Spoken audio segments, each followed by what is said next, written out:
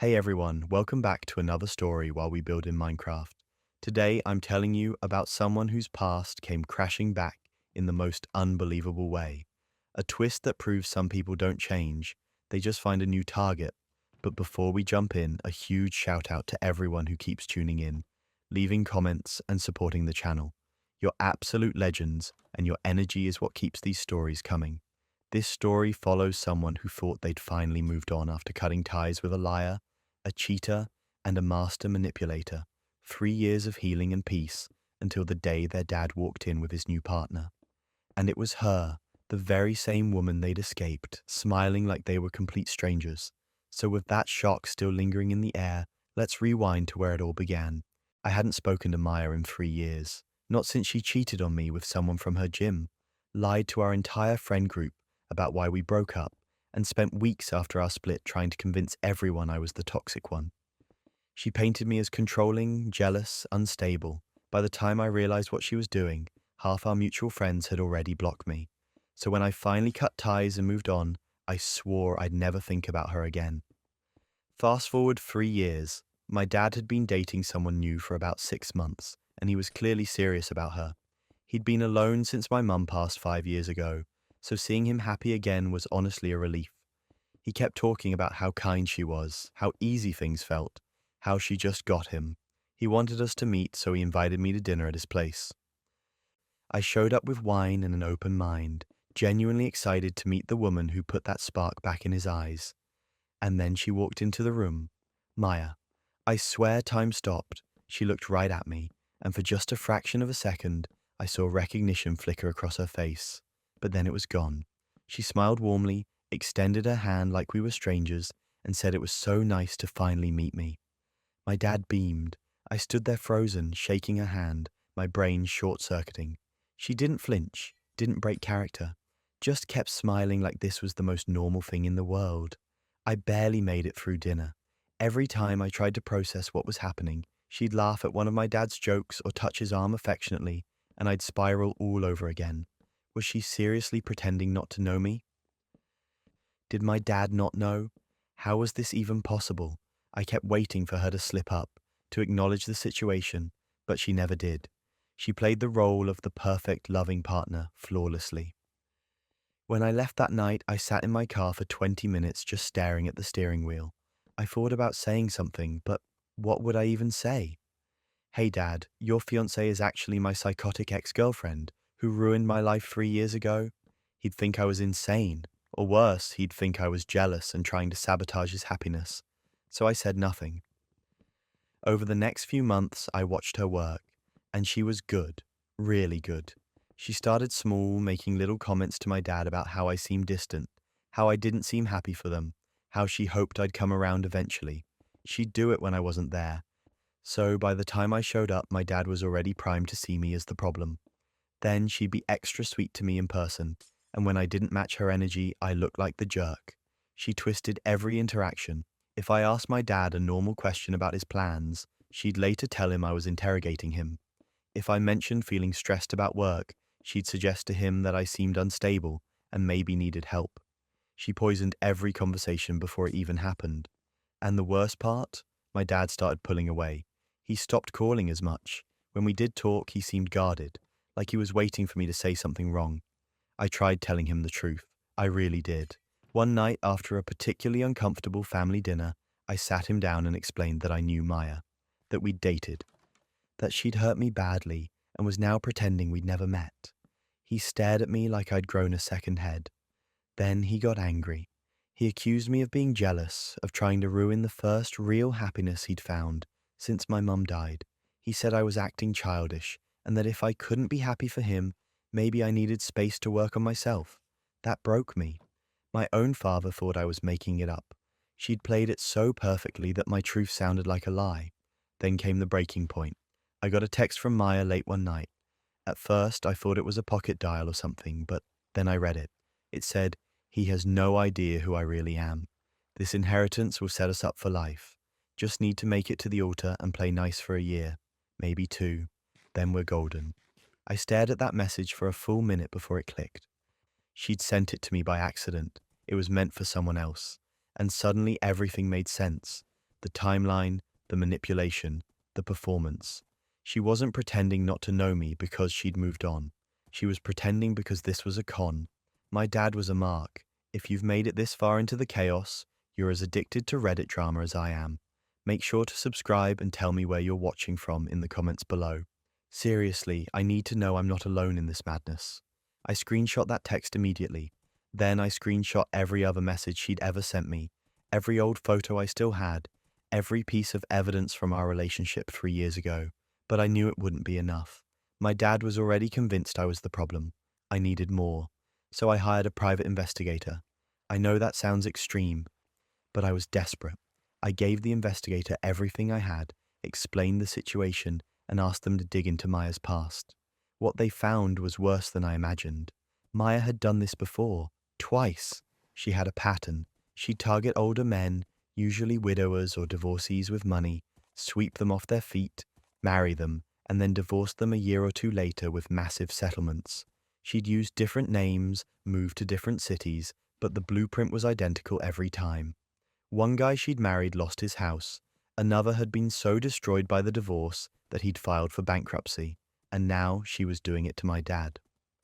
The investigator found records, court documents, testimonies from her previous victims. One of them even agreed to talk to me on the phone. He told me how she'd isolated him from his kids, how she'd made him feel like they were the problem, how she'd waited until he'd updated his will before filing for divorce. It was textbook. I felt sick, but I also felt vindicated. This wasn't about me being jealous or unstable. This was about stopping a predator before she destroyed my dad. Their engagement party was 2 weeks away. My dad had invited me but made it clear he expected me to behave. I told him I'd be there. What I didn't tell him was that I was bringing evidence. The night of the party, I showed up early. I asked my dad if I could say a few words during the toasts, and he looked so relieved that I was trying to be supportive that he agreed immediately. Maya shot me a look across the room, but I just smiled. When it was my turn to speak, I stood up in front of about 40 people, family and friends, and I connected my laptop to the TV. I thanked everyone for coming. I told my dad I loved him and that I only wanted what was best for him. And then I put up the first slide. It was the text Maya had accidentally sent me. I read it out loud. The room went silent. Then I showed the court documents, the testimonies, the photos of her with her previous husbands, the timeline showing she'd been dating my dad while still legally married to someone else. I laid it all out, calmly, methodically, like I was presenting a case. Maya tried to interrupt. She stood up, started yelling that I was lying, that I was obsessed with her, that this was all fabricated. But I just kept going. I played a recorded phone call from one of her ex-husbands describing exactly what she'd done to him. His voice filled the room, and Maya's face went white. My dad just sat there, staring at the screen. He didn't say a word. When I finished, I looked at him and said I was sorry. Sorry I hadn't told him sooner. Sorry I hadn't fought harder. Sorry she'd gotten this far. But I couldn't let her do to him what she'd done to those other men. The room was dead silent. Then my dad stood up, walked over to Maya, and asked her if any of it was true. She tried to deny it, tried to spin it, but her voice was shaking. People were already pulling out their phones, looking up the court records I'd mentioned. Someone found her previous marriage license under a different name. It was over. My dad asked everyone to leave. The party ended right there. Maya tried to stay, tried to explain, but my dad told her to get out. She left in tears, and I haven't seen her since. My dad and I didn't talk for a few days after that. I think he needed time to process everything. When he finally called me, he apologized. He said he'd been so desperate to feel happy again that he'd ignored the red flags. He thanked me for not giving up on him, even when he'd pushed me away. Turns out Maya's now facing fraud charges. One of her ex-husbands pressed charges after seeing my evidence, and the authorities are investigating her for a pattern of financial exploitation. My dad updated his will, cut her out of everything, and started going to therapy to process the manipulation. We're rebuilding. It's slow and there's still some awkwardness, but we're getting there. He tells me now that he should have listened from the start, and I tell him that manipulators like Maya are professionals. She knew exactly what she was doing. Sometimes I think about how close she came to pulling it off.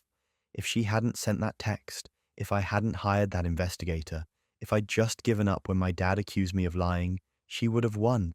But she didn't.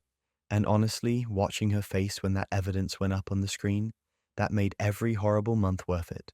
And if you think parental manipulation is bad, wait until you hear what happened when someone's husband decided a baby shower was the perfect place for a confession. I was 7 months pregnant when we threw the baby shower. My mom and sister had planned everything. The house was decorated in soft yellows and greens because we were keeping the gender a surprise, and I was genuinely happy. David had been a little distant the past few months, but I chalked it up to stress about becoming a dad. Work had been demanding for him, or at least that's what he kept saying. I didn't question it. I trusted him. The shower was in full swing. I was opening gifts, laughing with friends, eating way too many cupcakes. My aunt was telling an embarrassing story about my childhood, and everyone was cracking up. It was perfect. One of those moments you think you'll look back on forever, with nothing but warmth. And then she walked in. I didn't recognize her at first. She was holding a beautifully wrapped gift, smiling like she belonged there. I figured maybe she was a co-worker of David's, or a friend of my sister's I hadn't met yet. She walked right up to me, still smiling, and said her name was Claire. She said she just had to meet me, that she'd heard so much about me. I smiled back, confused but polite, and thanked her for coming. That's when I noticed David. He was across the room and his face had gone completely white, like all the blood had just drained out of him. He was staring at her, frozen, and I knew immediately that something was very wrong. Claire looked around the room, still calm, still smiling, and then she said it. She said she'd been dating David for 2 years. She said she thought I knew about their arrangement. She said she was confused why she hadn't been invited to the shower, considering she was going to be in the baby's life too. The room went dead silent. I mean, you could have heard a pin drop. My mom's face went slack.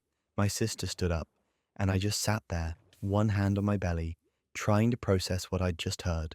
I looked at David, waiting for him to laugh it off, to tell everyone this woman was insane, to do literally anything that would make this make sense. But he just stood there, mouth opening and closing like a fish out of water, no sound coming out. Claire wasn't done. She pulled out her phone, completely unbothered, and started showing people texts, messages between her and David. Good morning texts, I love yous, photos of them together at restaurants, at the beach, in bed.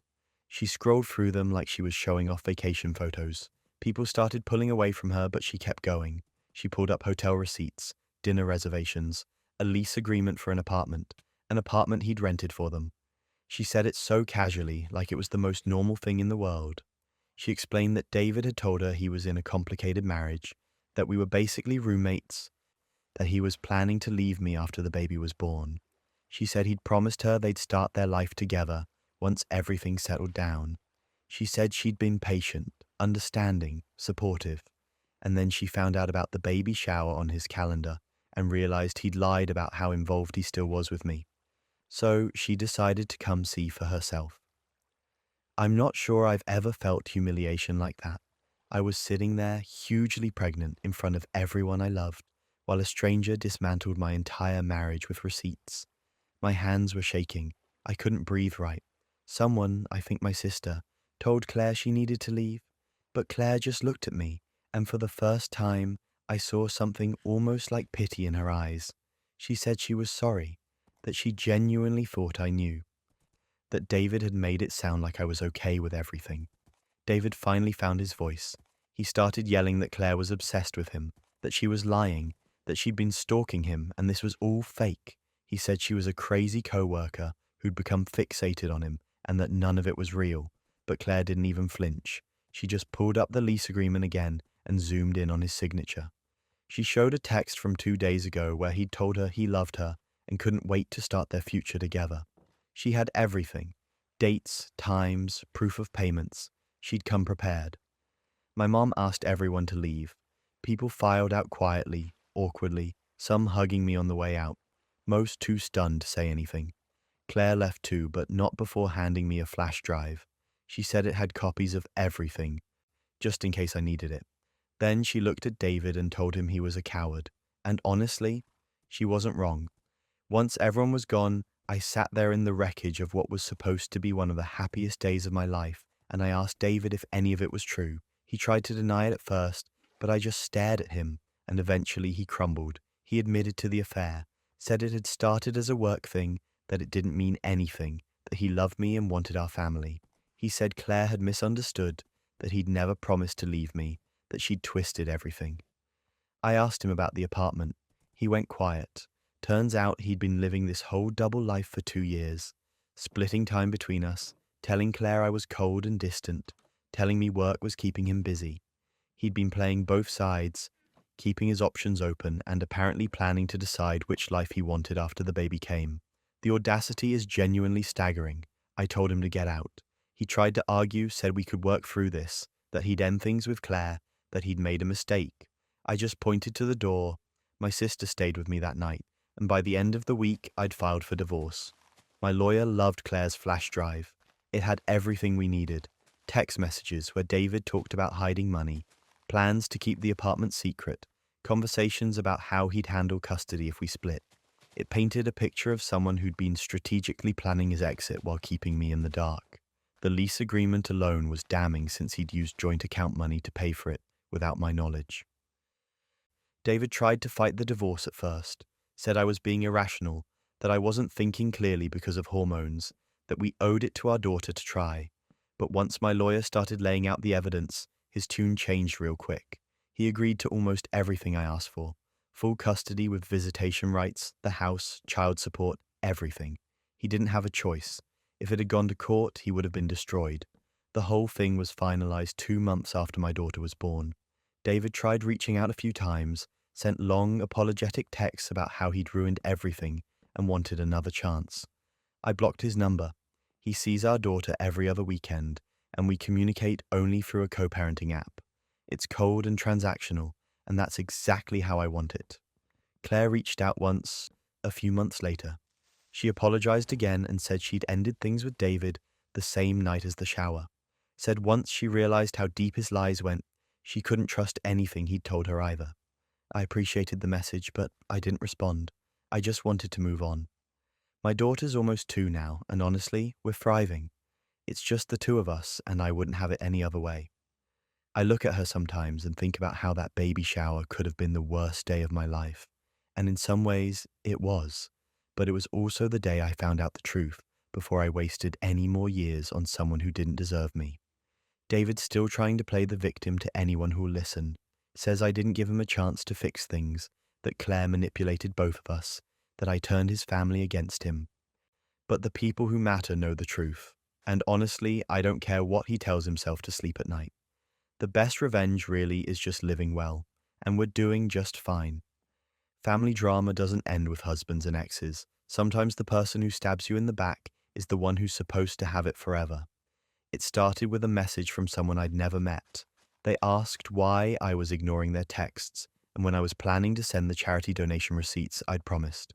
I stared at the message, completely confused, and told them they had the wrong person. They sent back a screenshot of an Instagram profile. My face was staring back at me, except it wasn't my account. The username was close to mine, just one letter off, easy to miss if you weren't paying attention, but everything else looked like me. My photos, my face, even some captions that sounded like things I'd say. The bio claimed I was a travel influencer raising money for a clean water charity in Africa. There were posts about trips I'd never taken, causes I'd never supported, and a whole fabricated life I'd apparently been living. I felt sick. Someone had stolen my identity and was using it to do who knows what. I immediately reported the account to Instagram, explained the situation, provided proof of my real identity, and waited for them to take it down. They did nothing. Days went by and the account stayed up.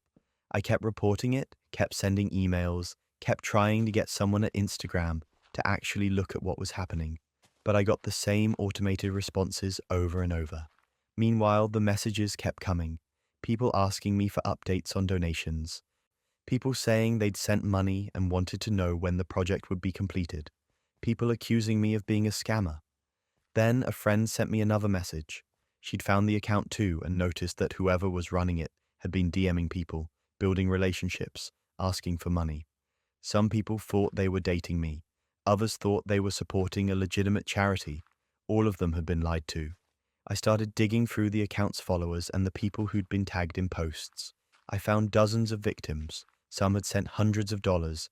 Others had been emotionally manipulated for months.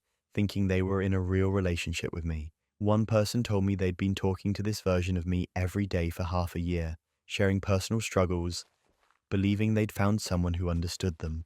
And here's where it gets absurd. The person running the account had stolen hundreds of my photos, pictures from my actual Instagram, my Facebook, old tagged photos from friends, even images I'd deleted years ago. They'd archived everything and were using it to build this fake life. They posted about volunteering at orphanages, visiting remote villages, meeting with charity organizers. None of it was real, but it looked real. They'd even photoshopped some images to make it more believable. I realized Instagram wasn't going to help me, so I decided to handle it myself. I created a fake profile, made it look like a normal person, posted some generic photos, followed a bunch of accounts to make it seem legitimate. Then I followed the Catfish account and started engaging with their posts. I liked their photos, left supportive comments, and eventually sent them a DM saying I loved what they were doing and wanted to help with the charity work. They responded immediately. Over the next few weeks, I built a relationship with them. I played the role of someone genuinely interested in their cause, asked questions about the charity, offered to donate, and slowly gained their trust. They were careful at first, kept things vague, but the more we talked, the more comfortable they got. They started sharing details about their process, how they found donors, how they kept people engaged, and then they slipped up. During one conversation, they mentioned a specific coffee shop they loved in a city I'd never been to. They talked about going there every morning, described the street it was on, even mentioned a barista by name. It was such a casual, offhand comment, but it was the first real piece of information they'd given me about their actual life. I looked up the coffee shop, found the street, and started cross-referencing public records for that area. I checked social media profiles tied to that location, searched for people who mentioned that same coffee shop, and slowly started building a picture of who this person might actually be. It took days, but I found them. Their real name, their real social media profiles, their real life, and once I had that, everything else fell into place. I discovered they weren't just catfishing people with my identity. They were running multiple fake accounts, using different people's photos, targeting different audiences. Some accounts pretended to be soldiers overseas, asking for care packages and money. Others claimed to be single parents struggling to make ends meet. One account was posing as a cancer patient raising funds for treatment. This was a full operation. I screenshot everything. Every conversation, every post, every transaction I could find evidence of. Then I reached out to every victim I could identify. I sent them messages explaining what had happened, showed them proof that the account was fake, and gave them information about the person running it. Some people were grateful, others were devastated. A few didn't believe me at first, but once they saw the evidence, they couldn't deny it. Then I compiled everything into a detailed report and submitted it to the FBI's Internet Crime Complaint Center. I included the catfish's real identity, the fake accounts they were running, transaction records, victim testimonies, and a timeline of their activity. I didn't know if anything would come of it, but I wanted it on record. The next morning, the account was gone. Not just my fake account, all of them. Every single catfish profile this person had been running vanished overnight. I don't know if Instagram finally acted, if the FBI contacted them, or if the catfish panicked and deleted everything themselves. But they were gone. Several victims reached out to thank me. A few said they were pursuing legal action and asked if I'd be willing to provide statements. I said yes to all of them. One victim told me they'd lost over $5,000 and had been working with a lawyer to try and get it back. Another said they'd been emotionally destroyed by the fake relationship and were in therapy trying to process the betrayal. I felt awful for them. But I also felt relieved that it was over. Except it's not really over, is it?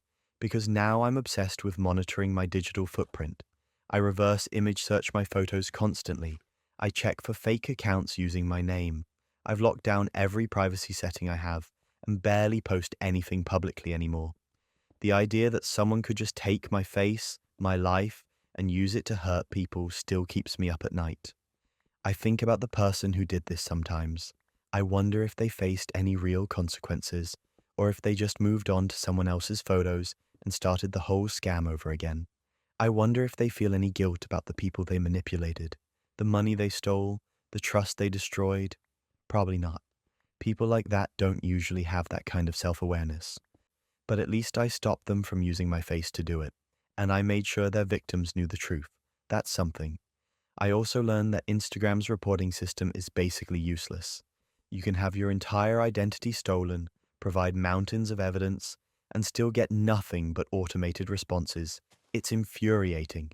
If I hadn't taken matters into my own hands, that account would probably still be up, still scamming people, still ruining lives.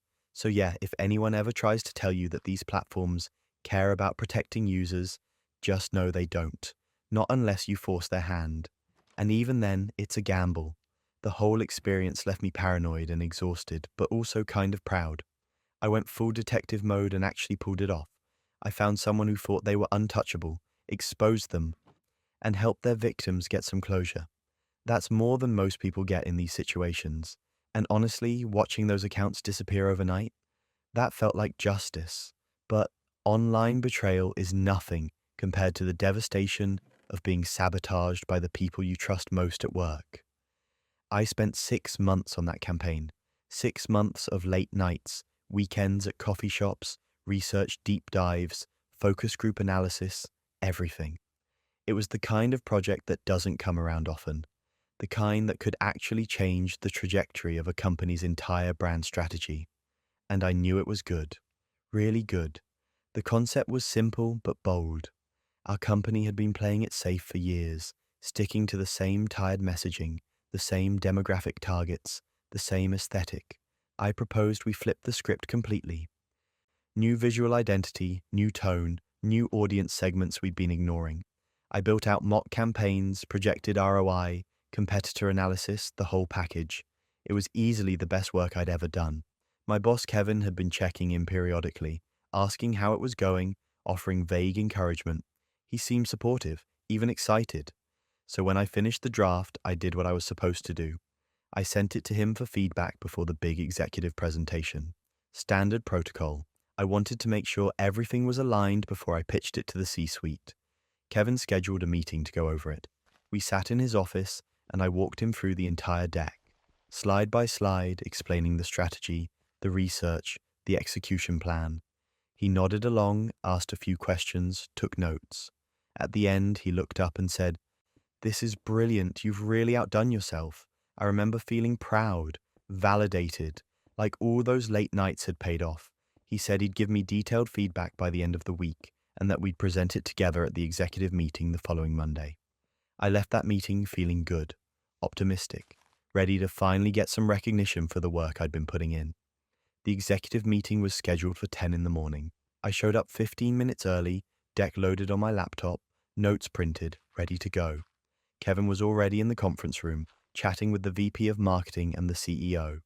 He waved me in and I sat down, assuming we'd be presenting together like he'd said. The meeting started, the CEO opened with some updates, talked about quarterly performance, then turned to Kevin and said they were excited to hear about this new campaign he'd been working on. I waited for Kevin to correct him, to mention that it was my project. He didn't. Kevin stood up, connected his laptop to the screen, and opened the presentation. My presentation, word for word, slide for slide, the same visuals, the same data, the same phrasing I'd spent weeks perfecting. He presented it like it was his, talked about the research he'd done, the insights he'd uncovered, the strategy he'd developed. I sat there completely frozen. My brain couldn't process what was happening. This had to be a misunderstanding. Maybe he was presenting it on my behalf and would credit me at the end. Maybe this was some weird corporate thing I didn't understand yet. But he never mentioned my name. Not once. The executives loved it. They called it innovative, bold, exactly what the company needed. The CEO literally said, "Kevin, this is some of your best work." They started talking about how this kind of thinking was exactly why Kevin deserved the promotion they'd been considering. Kevin smiled, thanked them humbly, said he was just doing his job. I wanted to say something. I should have said something. But I was so stunned, so blindsided, that I just sat there like an idiot while my boss stole 6 months of my life and got praised for it. The meeting ended. Everyone shook Kevin's hand, congratulated him. I walked out in a daze, went straight to my car, and just sat there trying to process what had just happened. Then the shock wore off and the anger kicked in. That night I went home and I got strategic, because here's the thing, I'm thorough, obsessively thorough. I had everything, every single email I'd sent Kevin with updates, every draft saved with timestamps showing the progression of the work, every Slack message where I'd asked questions or shared ideas. I had weeks of documented evidence showing that this campaign was mine from start to finish. And here's the kicker. I'd recorded our feedback meeting, not because I was planning for this, but because I sometimes record meetings to reference later when I'm writing up notes. It's just a habit. And in that recording, clear as day, Kevin's voice saying, "This is brilliant. You've really outdone yourself. Not we've really outdone ourselves. Not this is great collaborative work. You, singular." He knew it was my project. He'd said it out loud. I spent the next 2 days compiling everything. I organized it chronologically, printed it out, highlighted the key pieces. Then I scheduled a meeting with HR and requested that the CEO sit in. I didn't explain why, just said it was urgent and involved the recent executive presentation. They agreed, probably thought I was going to complain about something minor. When I walked into that meeting with a binder full of evidence, I could see the confusion on their faces. I stayed calm. I didn't get emotional or accusatory. I just laid it out. I explained that I'd developed the campaign, showed them the timeline of my work, walked them through the emails and drafts. Then I played the recording. Kevin's voice filled the room, praising work he would later claim as his own. The HR director's face went from confused to horrified. The CEO just stared at the evidence, flipping through pages, checking timestamps. Finally, he looked up and asked if Kevin knew I was presenting this information. I said no, but that Kevin would likely claim we'd collaborated. They called Kevin in. Watching him walk into that room, not knowing what was waiting for him, was almost worth the whole nightmare. He sat down, smiled, asked what this was about. The CEO slid the binder across the table and asked him to explain. Kevin's face went through about 5 different emotions in 10 seconds. He tried to laugh it off at first, said there must be some misunderstanding. Then he pivoted to the collaboration angle, said of course we'd worked on it together, that he'd provided guidance and direction. He said managers often present work their team develops, that it's standard practice. The CEO cut him off, asked him why, if they'd collaborated.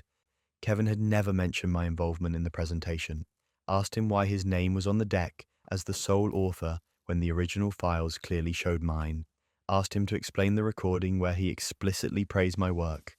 Kevin stumbled, said he must have misspoken, that the recording was out of context, that I was clearly misrepresenting the situation. He looked at me like I'd betrayed him, which is almost funny considering what he'd done. The CEO asked me to leave the room. I sat outside for about 20 minutes, and when they called me back in, Kevin was gone. The CEO apologized, said they took this extremely seriously, that this wasn't the kind of behavior they tolerated. Kevin was being placed on immediate leave pending a full investigation. 2 weeks later, Kevin was demoted. Stripped of his management role, moved to a different department, salary cut. A month after that, he was quietly let go.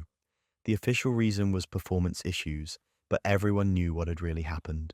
The promotion Kevin was supposed to get? They offered it to me, along with a raise and a formal apology from the executive team. They implemented new policies around project attribution and documentation. My campaign launched 3 months later with my name attached to it, and it performed even better than projected. Kevin tried reaching out once, months later, sent me an email saying he was sorry, that he'd been under pressure to perform and made a terrible decision. Said he hoped I could forgive him someday. I deleted it without responding. Now I document everything, every conversation, every email, every idea shared in a meeting. I keep timestamps. I save drafts. I record when appropriate. Some people think it's paranoid, but I learned the hard way that your work is only yours if you can prove it. And speaking of workplace nightmares, imagine discovering your entire team has been plotting against you since day one. I was leading the biggest product launch our startup had ever attempted.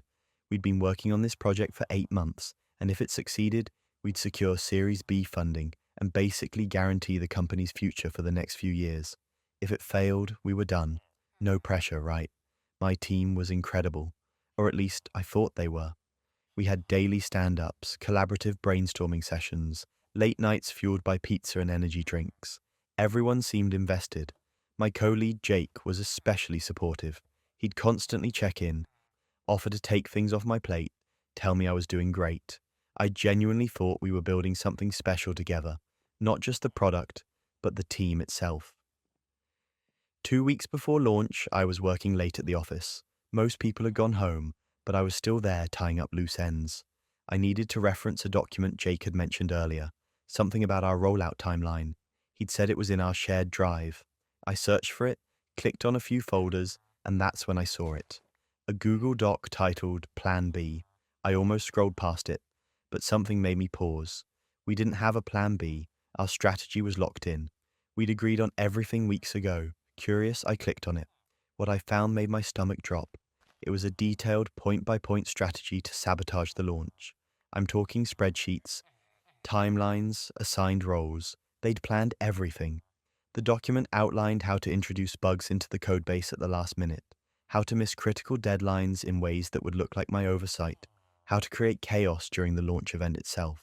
And the goal, spelled out in the first paragraph, was to make me look incompetent so Jake could swoop in, fix everything, and position himself as the hero who saved the project. They'd even drafted the email Jake would send to the investors afterward, explaining how he'd had to take over due to my mismanagement. I sat there staring at the screen, my hands shaking. The document had been edited by multiple people on my team. Jake, obviously, but also Sarah, our lead developer, Marcus from marketing, even Priya, who I'd personally mentored for the past year, people I'd trusted. People I'd fought for when budget cuts were discussed, people I'd considered friends. There were comments in the margins, jokes about how stressed I'd been lately, speculation about whether I'd cry during the post-launch meeting. One comment from Jake said, "This is going to be easier than we thought. She has no idea." I felt like I'd been punched in the chest. But here's the thing, I didn't panic. I didn't confront anyone. I didn't send a furious email or call an emergency meeting. Instead, I took a breath, screenshot every single page of that document, and copied the entire thing to my personal drive. Then I closed my laptop and went home like nothing had happened. The next morning, I came into the office and acted completely normal. I smiled at Jake. I thanked Sarah for her work. I laughed at Marcus's jokes. And while I did all of that, I quietly started dismantling their plan. They were planning to introduce bugs. I went through the code base myself, late at night when no one else was around, and fixed every vulnerability I could find. I created backup systems for our backup systems. They were planning to miss deadlines. I built in buffer time and took over critical tasks myself, telling people I just wanted to make sure everything was perfect. They were planning to create chaos during the launch event. I hired an external AV team as a backup and created redundant presentation files on multiple drives. I anticipated every single move they planned because I had their entire playbook. The 2 weeks leading up to launch were the most stressful of my life, but not for the reasons my team thought. I had to pretend everything was fine while simultaneously preparing for a betrayal I knew was coming. I had to act grateful when Jake offered to help, knowing he was actively trying to destroy me. I had to smile through stand-ups where people reported progress on tasks they were secretly planning to sabotage. It was exhausting, but I didn't slip once. Launch day arrived. I was running on about 3 hours of sleep and way too much coffee, but I was ready. The event was at a hotel conference center. We had investors, potential clients, press, everyone who mattered. This was our shot, and everything went perfectly. The presentation ran without a hitch. The demo worked flawlessly. Every feature we'd promised delivered exactly as planned. I watched Jake's face as the morning progressed, and I could see the confusion building. Things were supposed to be falling apart by now. I was supposed to be panicking, scrambling, failing publicly. But I wasn't, because I'd fixed everything they'd tried to break. By the afternoon, we'd secured commitments from 2 major clients and had investors already talking about Series B terms. The launch was a complete success. People were congratulating me, shaking my hand, talking about how smoothly everything had gone. Jake looked like he was going to be sick. That evening, we had our post-launch team meeting. Everyone gathered in the conference room, and I could feel the tension. Jake and the others knew something had gone wrong with their plan, but they couldn't figure out what. I let them sit with that discomfort for a few minutes, making small talk, thanking people for their hard work. Then I connected my laptop to the projector. I pulled up the Plan B document and put it on the main screen. The room went silent. I watched the color drain from Jake's face. Sarah's eyes went wide. Marcus actually stood up like he was going to leave, then sat back down. I didn't yell. I didn't get emotional. I just calmly walked through the document page by page. I read their plans out loud. I showed them the comments they'd made. I explained how I'd discovered it 2 weeks ago and how I'd spent every day since then quietly countering their sabotage. I told them I'd fixed the bugs they'd planted. I'd completed the tasks they'd planned to abandon. I'd created backup systems for every point of failure they'd designed. And that's why the launch had gone so smoothly. Not because they'd secretly helped, but because I'd anticipated every move they planned to make against me. The silence was deafening. Jake tried to say something, stumbling over an excuse about how it was just a joke, a thought experiment, not a real plan. I cut him off. I pointed to the timestamps, the detailed task assignments, the drafted emails. This wasn't a joke. This was a coordinated effort to destroy my career and steal credit for 8 months of my work. Then I looked at our CEO, who'd been sitting quietly in the corner, and told him I wanted Jake, Sarah, and Marcus fired immediately. They were the primary architects of the plan, and I had zero interest in ever working with them again. He didn't even hesitate. He told them to pack their things and leave. Security escorted them out within the hour. The rest of the team sat there in shock. Priya was crying. A few others looked terrified. I told them I was disappointed but willing to give them a chance to rebuild trust. I said if they wanted to stay, they'd be starting over with me, under new terms, and with the understanding that I'd be watching everything closely. Most of them stayed. A couple quit out of shame, but the ones who remained actually became a solid team. Real this time. No secret agendas, no backstabbing. Just people who wanted to do good work. I rebuilt the team over the next few months, bringing in people I'd vetted carefully. We've launched 2 more products since then, both successful, and the company got that Series B funding. I got promoted to VP, and my salary basically doubled. Jake tried reaching out a few months later, said he wanted to apologize, that he'd made a terrible mistake. I didn't respond. I heard through the grapevine that he's been struggling to find work because word got around about what happened. Turns out publicly plotting to sabotage your coworker isn't great for your professional reputation. I still think about that moment sometimes, pulling up that document on the projector and watching their faces. Part of me wishes I'd confronted them earlier, but honestly, the way it played out was better. They spent 2 weeks thinking they were going to win, only to watch everything crumble in real time. They handed me the rope and I just let them do the rest. Betrayal at work is brutal, but nothing compares to the moment you realize your own family has been living a lie. My sister thought it would be fun. That's what kills me about this whole thing. She bought us DNA tests for Christmas. Those ancestry kits everyone was doing a few years ago. She wrapped them up all cute, made a whole thing about how we discover we were descended from royalty or Vikings or something interesting. My mum laughed. My dad rolled his eyes but agreed to do it. My brother and I shrugged and said, sure, why not? It was supposed to be harmless, a fun family activity. We all spit in our tubes, mailed them off, and honestly forgot about it for a few weeks. Life went on. We had family dinners, talked about normal stuff, made plans for the spring. Everything was fine. Everything was normal. Then the results came back. My sister called me first, and I could tell immediately something was off. Her voice had this weird, tight quality to it, like she was trying really hard to sound calm. She said we needed to talk, that she'd gotten her results and noticed something strange. She asked if I'd looked at mine yet. I hadn't. So I logged in while she stayed on the phone. At first, I didn't understand what I was looking at. The ancestry part was pretty standard, nothing shocking, but then I clicked on the DNA relatives section, and that's when everything stopped making sense. My brother and sister were listed, which was expected, but the percentages were wrong. My sister showed up as a half-sibling, not a full sibling, half. I asked her if she was seeing the same thing. She was. We both pulled up my brother's results, and it was the same story. He and I were full siblings to each other, but half-siblings to our sister. And our dad, the man who raised us, who taught me to ride a bike and helped my brother with his math homework and walked my sister down the aisle at her wedding, wasn't listed at all. He wasn't our biological father. The silence on the phone was deafening. My sister started crying. I just sat there staring at the screen, refreshing it over and over like the numbers would change.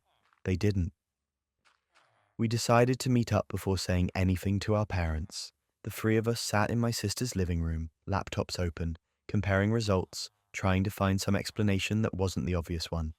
Maybe the tests were wrong. Maybe there was a mix-up at the lab. Maybe this was some kind of glitch. But the more we looked, the clearer it became. My sister matched with Dad. My brother and I didn't, which meant my mum had cheated, gotten pregnant, and somehow my dad never knew. And apparently it happened twice because both my brother and I had the same biological father, whoever he was. My sister felt horrible. She kept apologizing, saying she never should have bought the tests, that this was all her fault. It wasn't obviously, but I understood why she felt that way. She'd opened a door that none of us could close now.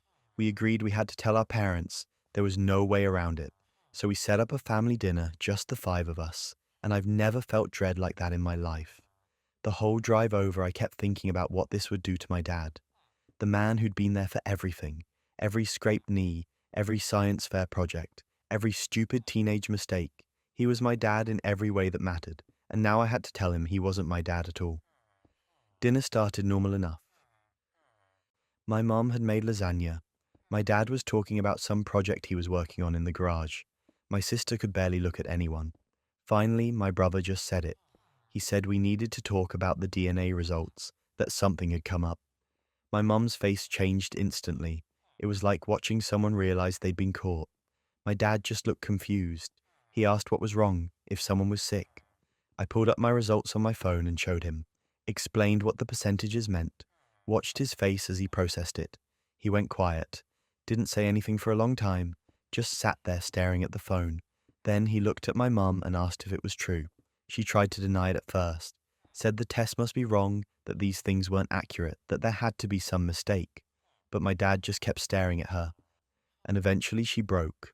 She started crying and admitted she'd had an affair 30 years ago with someone from work. She said it was a mistake, that it only happened a few times, that she'd ended it and never told anyone. My dad's voice was so quiet when he asked if he knew about my brother and me, if he knew we weren't his. My mum shook her head. She said she didn't even know, that the timeline was close enough that she'd convinced herself we were his, that she'd wanted us to be his. And here's where it gets absurd. My dad told us he did know about the affair. He said my mum had confessed it to him decades ago, right after it happened. They'd gone to counseling. He'd forgiven her. They'd moved past it. But he'd never questioned whether we were his kids because she'd told him the affair ended before she got pregnant with me. She'd lied. And then she'd lied again when she got pregnant with my brother. The devastation on his face was something I'll never forget. It wasn't just betrayal. It was 30 years of his life recontextualized in an instant. Every memory, every moment he'd spent raising us, all of it now carried this weight of deception he hadn't asked for. My sister was sobbing, saying she was sorry over and over. My brother and I just sat there in shock. I felt like I was floating outside my own body, watching this happen to someone else's family. I asked my mum who our biological father was. At first she wouldn't say, but my dad told her she owed us that much. So finally she gave us a name, said he'd been a co-worker, that he'd left the company not long after the affair ended, that she hadn't spoken to him in decades. My brother and I spent the next week tracking him down. It wasn't hard. Social media made it easy. We found him living 2 states over, married with 3 kids of his own. We debated reaching out, but eventually decided we had to know. We sent him a message explaining who we were and asking if he'd be willing to talk. His response came 2 days later. He said he remembered our mum, that he'd suspected something when she got pregnant but never followed up. He said he had his own family now, that our existence was a complication he wasn't interested in revisiting, and that he'd appreciate it if we didn't contact him again. He called us a mistake. That was the word he used, a mistake. So we lost 2 fathers in the span of a month. The one who raised us, who couldn't look at us the same way anymore, and the biological one who never wanted us in the first place. My parents' marriage imploded. My dad filed for divorce within weeks. He told us he loved us, that we'd always be his kids in his heart, but that he couldn't separate us from the betrayal. Every time he looked at us, he saw the affair, saw the lies. It wasn't fair and he knew it, but he couldn't help it. My sister became the only one who could really talk to him. She'd visit him at his new apartment, and he'd ask about me and my brother, but he stopped calling us directly. stopped showing up to family events if he knew we'd be there. It broke something in all of us. My mom tried to apologize, tried to explain, but there was nothing she could say that would fix it. She'd kept a secret for 3 decades, let my dad raise children he thought were his, and stolen the choice from all of us to know the truth. My brother stopped speaking to her entirely. I talked to her maybe once a month, and it's surface level stuff. The closeness we had is gone. We're all in therapy now, individually and some of us together, trying to process identity loss, betrayal, the destruction of the only family structure we'd ever known. My brother struggles the most. He said more than once that he wishes my sister had never bought those tests. That ignorance was better than this. I go back and forth. Some days I'm glad I know the truth. Other days I'd give anything to go back to that Christmas, to throw the test away unopened, to keep living in the lie because at least then we were still a family. My sister hasn't forgiven herself. She knows logically it's not her fault, but she still carries the guilt of being the one who shattered everything. And the worst part is, she's the only one who still has both parents, the only one whose biology matched the family story we'd been told our whole lives. It's been 2 years now, and nothing's healed. My dad's polite when we do see him, but distant. My mum's alone in the house we grew up in. My siblings and I are close, but there's a sadness underneath everything now, a knowledge that some things, once broken, don't get put back together. A stupid DNA test. That's all it took. And if you think family secrets are painful, wait until you hear what happened at a funeral that no one will ever forget. My grandfather's funeral was supposed to be a quiet, respectful goodbye. He'd lived a long life, been active in the community, was well respected by everyone who knew him. The church was packed. Family members had flown in from across the country. People kept coming up to us, sharing stories about how kind he'd been, how generous, how much he'd meant to them. I barely knew him, honestly. He'd always been polite but distant with me, more interested in maintaining appearances than actually connecting. But everyone else seemed to think he was a saint, so I figured maybe I just hadn't spent enough time with him. My dad gave a beautiful eulogy about his father's dedication to family, his strong moral compass, his legacy of love and integrity. Then my uncle stood up. Uncle Mark had always been the black sheep of the family. He didn't come to holidays, rarely called, and when he did show up, there was always tension. My dad and his sisters would exchange looks whenever his name came up. I'd heard whispers over the years that he had addiction issues, that he was unstable, that he'd always been difficult.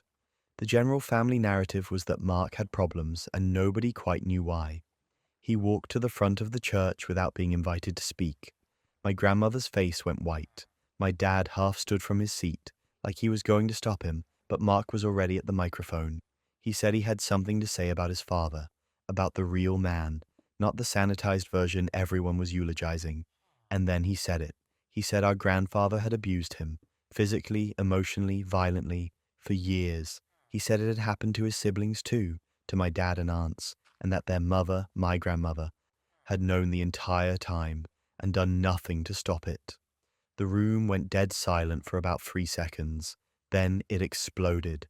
My dad lunged forward, shouting that Mark needed to shut up, that this wasn't the time or place.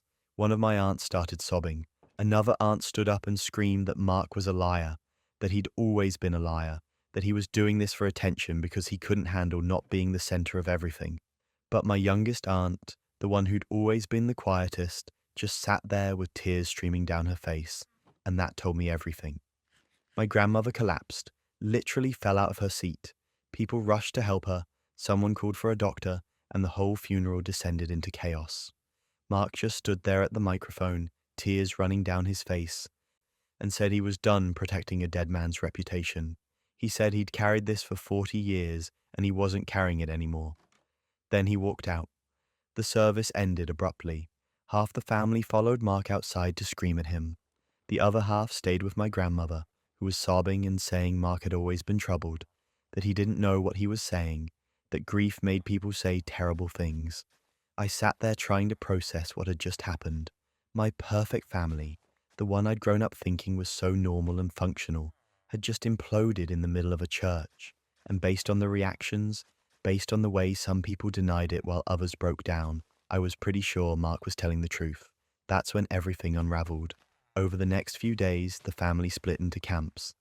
My dad and one of my aunts refused to speak to Mark, called him a disgrace, said he'd disrespected their father's memory, and destroyed the family. They rallied around my grandmother, who maintained that nothing Mark said was true, that he'd always had mental health issues, and this was just another episode.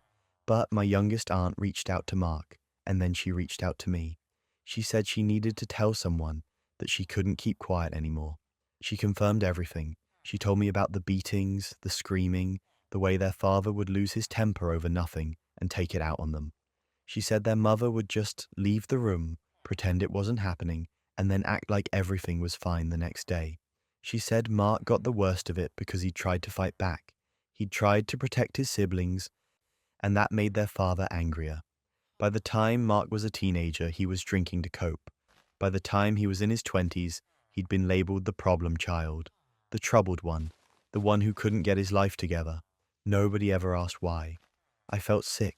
All those years of family gatherings where Mark was either absent or treated like an outsider, and it was because he'd been the one brave enough to resist. He'd been punished for it his entire life, and now he was being punished again for finally telling the truth.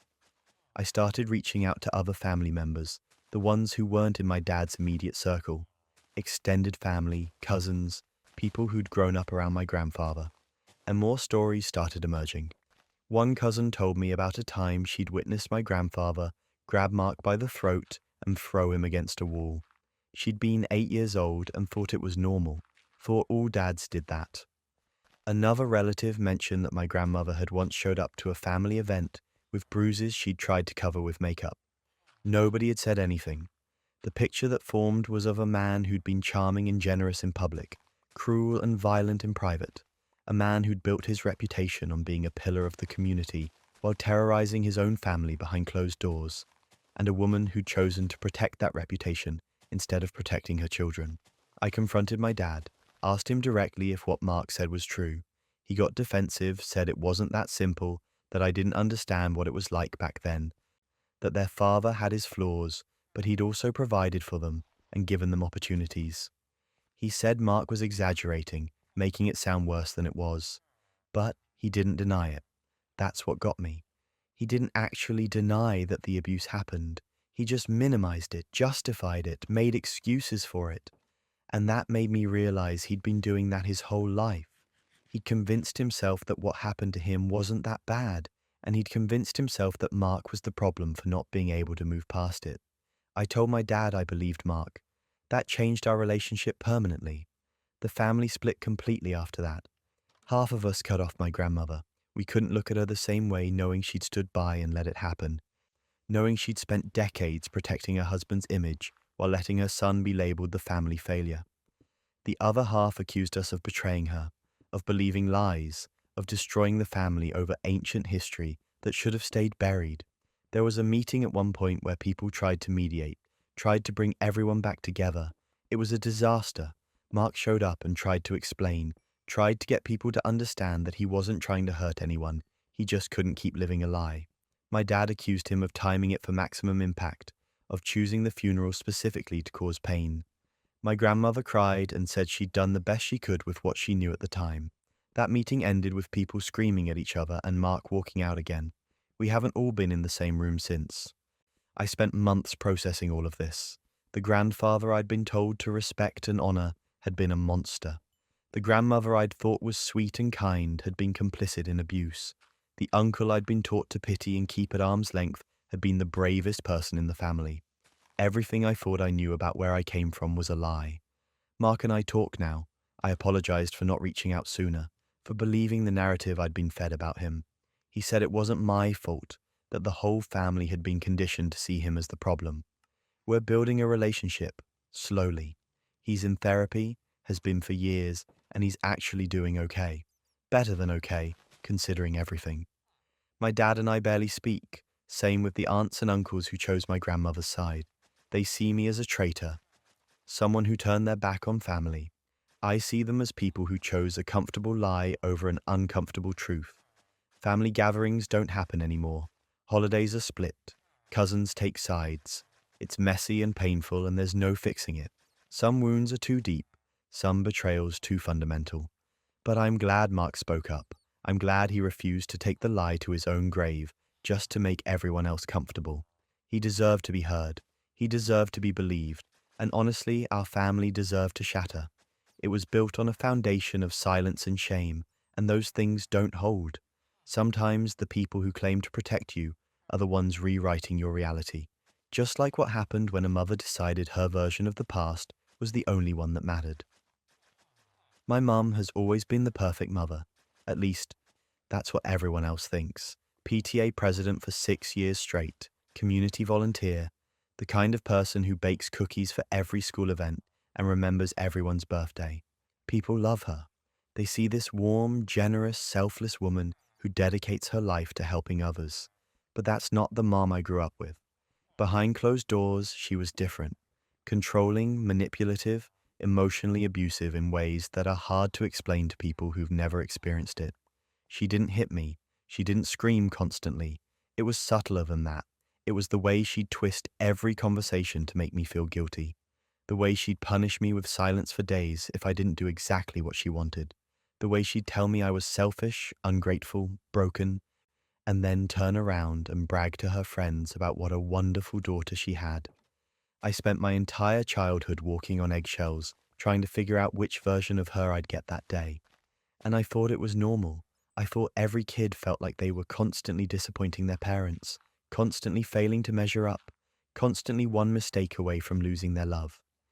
It wasn't until I started therapy in my mid-20s that I realized how messed up it all was. My therapist helped me see the patterns, the manipulation tactics, the emotional damage, and she encouraged me to start setting boundaries. That's when things got bad. The first time I told my mom I couldn't come home for a holiday because I needed space, she lost it. Not in front of me, of course. She was calm on the phone, said she understood, told me to take care of myself. But within hours, I started getting calls from family members. My aunt wanted to know why I was being so cruel to my mother. My cousin said Mom was devastated and couldn't stop crying. Everyone wanted to know what was wrong with me. I tried explaining that I just needed some distance, that I was working through some things in therapy. But my mum had already gotten to them first. She'd painted herself as the victim of a daughter who'd suddenly turned cold and hateful for no reason. And here's where it gets absurd. She started posting on Facebook. Vague posts at first about how hard it is when your children grow up and change, how she never expected her daughter to abandon her.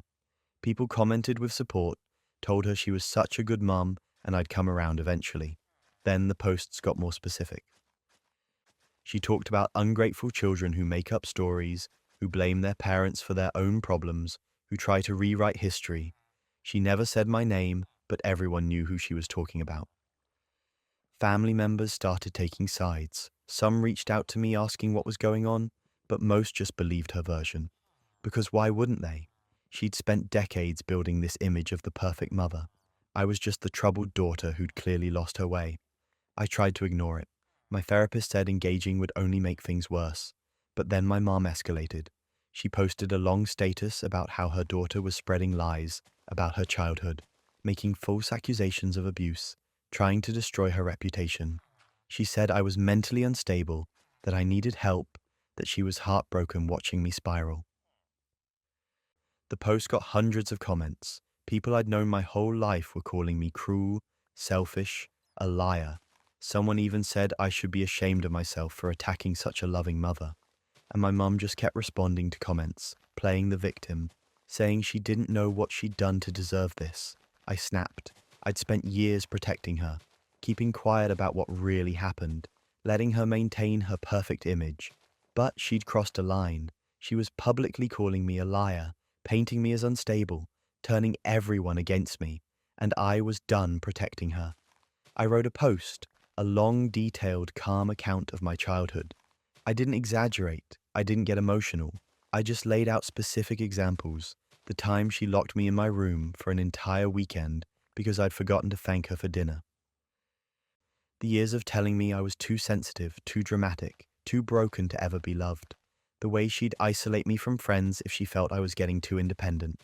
The constant guilt trips, the manipulation, the emotional abuse disguised as concern. I included screenshots of text messages where she admitted to some of this behavior, usually while trying to justify it. I posted pages from old journals I'd kept as a teenager, where I'd written about feeling worthless and alone, and I included a voice recording from a fight we'd had a year earlier, where she'd screamed at me and admitted to things she now claimed never happened. I posted it all, and then I waited. The response was overwhelming. Some people were angry, said I was airing private family business, said this was disrespectful, but more people reached out privately. Cousins, aunts, even some of her friends. They said they'd suspected something was off but didn't know how bad it was. They said my mom had always seemed a little too controlling, a little too invested in her image. They said they were sorry they hadn't helped. My mum's public response was immediate. She commented on my post, said I was having a mental breakdown, that none of it was true, that she was getting me help whether I wanted it or not. She sent me dozens of texts demanding I take the post down, threatening legal action, saying I was destroying her life. But her friends went quiet. The supportive comments stopped. People started questioning her story. A few even commented on my post, saying they believed me, that they'd seen red flags over the years. My mum tried playing the victim harder. She posted about how cruel it was to be attacked by your own child, how she'd sacrificed everything for me, and this was how I repaid her. But it didn't land the same way. People were asking questions now, and she couldn't control the narrative anymore. She sent me one final message, said she was sorry if her parenting style had been too strict, that she'd been under a lot of stress when I was growing up, that she'd done her best. It wasn't a real apology, it was damage control. But even that admission was more than I'd ever expected from her. I didn't respond. I just blocked her number and went no contact. That was 2 years ago. We haven't spoken since. Some family members still think I went too far, that I should have handled it privately. But most have come around. My aunt apologized for not believing me at first. My cousin said she'd gone through something similar with her own mom and understood why I had to speak up. My mom still posts on Facebook occasionally, still plays the victim when it suits her, but she's more careful now. She knows people are watching. She knows her perfect image isn't as secure as it used to be. And honestly, I've never felt freer. For the first time in my life, I'm not walking on eggshells. I'm not trying to manage her emotions or protect her reputation. I'm just living my life, and it's incredible. People ask if I regret posting everything publicly. I don't, because staying silent was killing me, and she would have kept controlling the narrative, kept painting me as the problem, kept manipulating everyone around her if I hadn't spoken up. The truth is messy. It's uncomfortable. It ruins the pretty picture people want to believe, but it's also liberating, and I'll take messy truth over comfortable lies any day. Speaking of people who twist reality, let me tell you about a brother who thought he could steal an entire inheritance without anyone noticing. When my grandmother passed, it felt like the end of an era. She'd been the glue holding our family together, the person everyone went to for advice, comfort, Sunday dinners. Losing her left a hole that I knew would never really be filled, but at least she'd been prepared. She'd made sure everything was in order, met with lawyers, organized her affairs. She didn't want us fighting over money or assets after she was gone. Her will was crystal clear. Everything split equally 3 ways between me, my brother Mike, and my sister Rachel. The house, the investment accounts, her savings, a few pieces of valuable jewelry. She'd even written personal letters to each of us, tucked away with the will, telling us how much she loved us and asking us to take care of each other. Mike was named executor. He was the oldest, had always been good with paperwork and organization, and Grandma trusted him completely. When he offered to handle everything, Rachel and I were honestly relieved. Dealing with probate and estate management while grieving sounded exhausting. Mike said he'd take care of it, keep us updated, and make sure everything was distributed fairly. For the first few months, everything seemed fine. Mike sent updates via email, explaining that probate was slow, that there were legal hoops to jump through, that these things just took time. We'd get small checks here and there, a few $1,000s from liquidated assets, and he'd explain that the bigger distributions would come once the house sold and the investment accounts were properly settled. Rachel and I trusted him. Why wouldn't we? He was our brother. Then Rachel called me one afternoon, her voice tight with confusion. She said Mike had just bought a new house. Not a modest place either, a 4-bedroom in a nice neighborhood with a pool, and he'd traded in his old car for a brand new truck. She'd congratulated him, asked how he'd managed it, and he'd been vague. said he'd gotten a bonus at work that he'd been saving up. But Rachel knew Mike's financial situation. He'd been complaining for years about money being tight, about struggling to keep up with bills, a sudden windfall big enough to buy a house and a new car. It didn't add up. I told her she was probably overthinking it. Maybe he really had gotten a bonus. Maybe his wife had inherited something. But the seed of doubt was planted, and once it was there, I couldn't ignore it. I started paying closer attention to Mike's updates. The timelines he gave for selling Grandma's house kept shifting. First it was listed, then it was pending, then there were complications with the buyer, then it finally sold but for way less than expected. He said the market had shifted, that the appraisal came in low, that he'd done the best he could. I looked up the sale record. Grandma's house, the one we'd all grown up visiting, the one in a desirable neighborhood that should have easily cleared $400,000, had sold for $210 to someone named James Kieran. I didn't recognize the name. That's when I knew something was wrong. I filed a request with the probate court for copies of all estate documents. It's public record, so I didn't need Mike's permission. When the documents arrived, I spent an entire weekend going through them, and what I found made me physically ill. Mike had been systematically liquidating assets and pocketing the difference. Grandma's investment accounts, which had been worth over $150,000 according to her financial statements, were reported in the probate filing as being worth $70,000. He'd claimed the market had tanked, but I checked the dates. The market had actually been up during that period. The house sale was even worse. He'd sold it to James Kieran for $210,000. I did some digging, found James Kieran on social media, and discovered he was Mike's college roommate. Then I found the second sale record. James had sold the house 3 months later for $420,000. He'd flipped it immediately for double what he'd paid. Mike had sold our grandmother's house to his friend for half its value, and they'd split the profit. I felt like I'd been punched. This wasn't a mistake or a misunderstanding. This was theft. Calculated, deliberate theft from his own family. I kept digging. Jewelry that Grandma had specifically mentioned in her will, pieces she'd wanted Rachel and me to have, were listed as sold to cover estate expenses. But there were no receipts, no documentation of where they'd gone. Antique furniture that should have been appraised and distributed had vanished. Mike claimed it had been donated, but again, no records. In total, I estimated he'd stolen over $300,000 from the estate. From us. From Grandma's legacy. I called Rachel and told her everything. She didn't want to believe it at first. She kept saying there had to be an explanation, that Mike wouldn't do this. But when I sent her the documents, the sale records, the timelines, she went quiet. Then she started crying.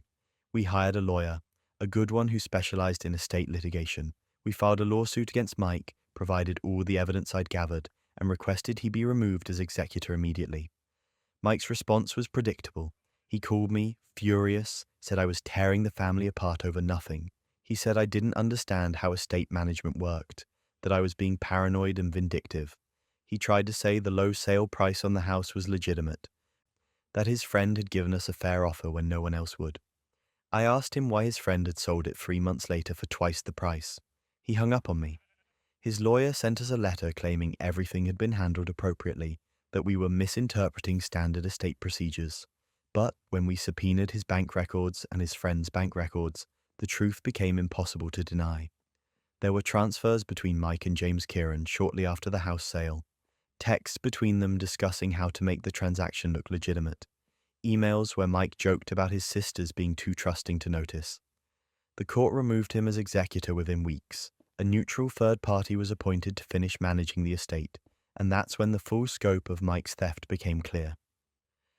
The new executor found even more discrepancies, more undervalued assets, more missing items. Mike was ordered to repay everything he'd stolen, plus interest, plus legal fees. The total came to over $400,000. His fancy new house? He had to sell it to cover part of the repayment. The truck got repossessed, and on top of that, the district attorney opened a criminal investigation for estate fraud. The last I heard, he's facing potential felony charges. Rachel and I barely speak to him now. Our parents are devastated. They keep trying to mediate, asking us to forgive him, saying family is more important than money. But this wasn't about money. This was about trust. This was about Mike looking at Grandma's death as an opportunity to rob his own sisters. I think about Grandma sometimes, about those letters she wrote asking us to take care of each other. I wonder what she'd think if she knew what Mike had done. Part of me is glad she's not here to see it. It would have broken her heart. The estate is finally being settled properly now. Rachel and I will get what we're owed, minus the legal fees and the damage Mike caused. But the family Grandma wanted us to protect? That's gone, shattered by greed and betrayal. Mike sent me a text a few months ago, said he was sorry, that he'd made a mistake, that he hoped we could move past this someday. I didn't respond. There's nothing left to say to someone who'd steal from their own family while pretending to honor their grandmother's wishes. The paper trail doesn't lie, and neither does the kind of person who'd do something like this. And if you think siblings are complicated, wait until you hear what happened when someone's best friend turned out to be anything but.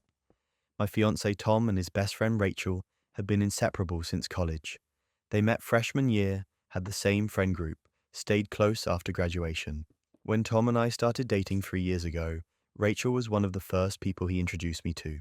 She seemed great, warm, funny, genuinely happy for us. She had her own long-term boyfriend, Mark, and the four of us would sometimes hang out together. Double dates, game nights, that kind of thing. I never felt threatened by their friendship. Why would I? They'd been platonic for over a decade, but about 6 months before our wedding, something changed. It was subtle at first, more texting than usual. Tom would be on his phone constantly, smiling at the screen, and when I'd ask who he was talking to, it was always Rachel. They'd always texted, so I didn't think much of it initially. But then came the calls, late-night calls that Tom would take in another room, emergency calls during dinner that couldn't wait, calls that would last an hour or more while I sat alone watching TV. I started noticing looks between them too. At group gatherings, they'd make eye contact across the room and share these small smiles, like they had private jokes I wasn't part of. Once, at a barbecue, I walked up behind them while they were talking, and they both went silent immediately. The conversation just stopped dead. They laughed it off, said they were planning a surprise for Mark's birthday, but something felt off. I tried talking to Tom about it. Told him I was feeling a little uncomfortable with how much time he was spending with Rachel lately. His reaction was immediate and defensive.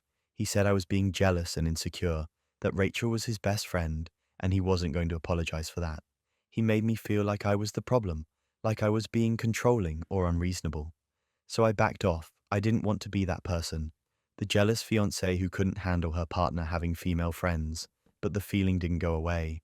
If anything, it got worse.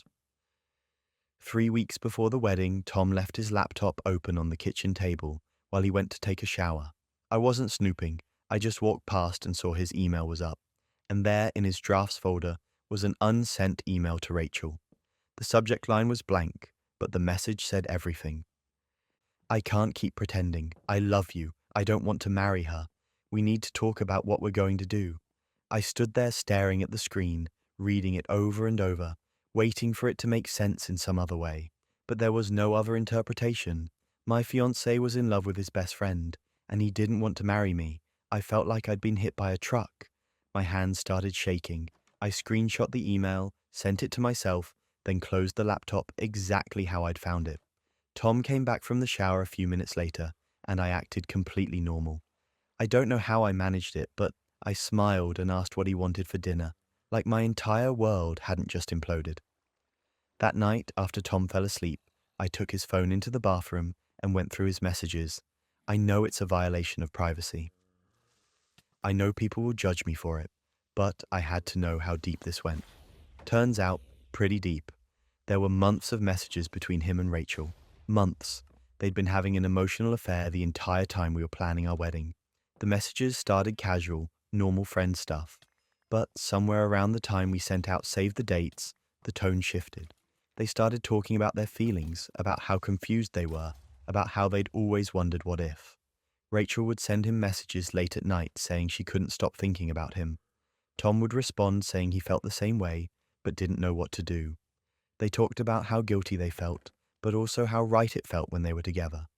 There were messages about how they wished they'd figured this out years ago, before Tom and I got serious, before Rachel and Mark moved in together. And then came the breaking point. There were messages from just a few days ago where they were actively planning how to handle calling off the wedding. Rachel said she'd break up with Mark after the wedding was cancelled, that it wouldn't make sense to do it before and raise suspicion. Tom said he'd tell me he was having cold feet, that he'd frame it as him not being ready for marriage in general, not about being in love with someone else. They had a whole strategy. They were going to let me think it was my fault somehow, that I'd pushed too hard or moved too fast. And then, after a few months of space, they'd start dating publicly and act like it just happened naturally, like they'd found comfort in each other after their respective breakups. The sheer calculation of it was staggering. I screenshot everything, every message, every plan, every declaration of love. Then I put his phone back and lay in bed next to him for the rest of the night, staring at the ceiling, trying to figure out what to do. By morning, I had a plan. I texted both families and our closest friends, asked them to come over the next evening for an important pre-wedding discussion. Said Tom and I wanted to talk to everyone together about some changes to the ceremony. People were confused but agreed. My mom asked if everything was okay. I said we'd explain when everyone got there. The next day, I set up our TV to connect to my laptop. Tom was at work, completely unaware. I spent the afternoon organizing the screenshots into a clear timeline, making sure everything was easy to read and understand.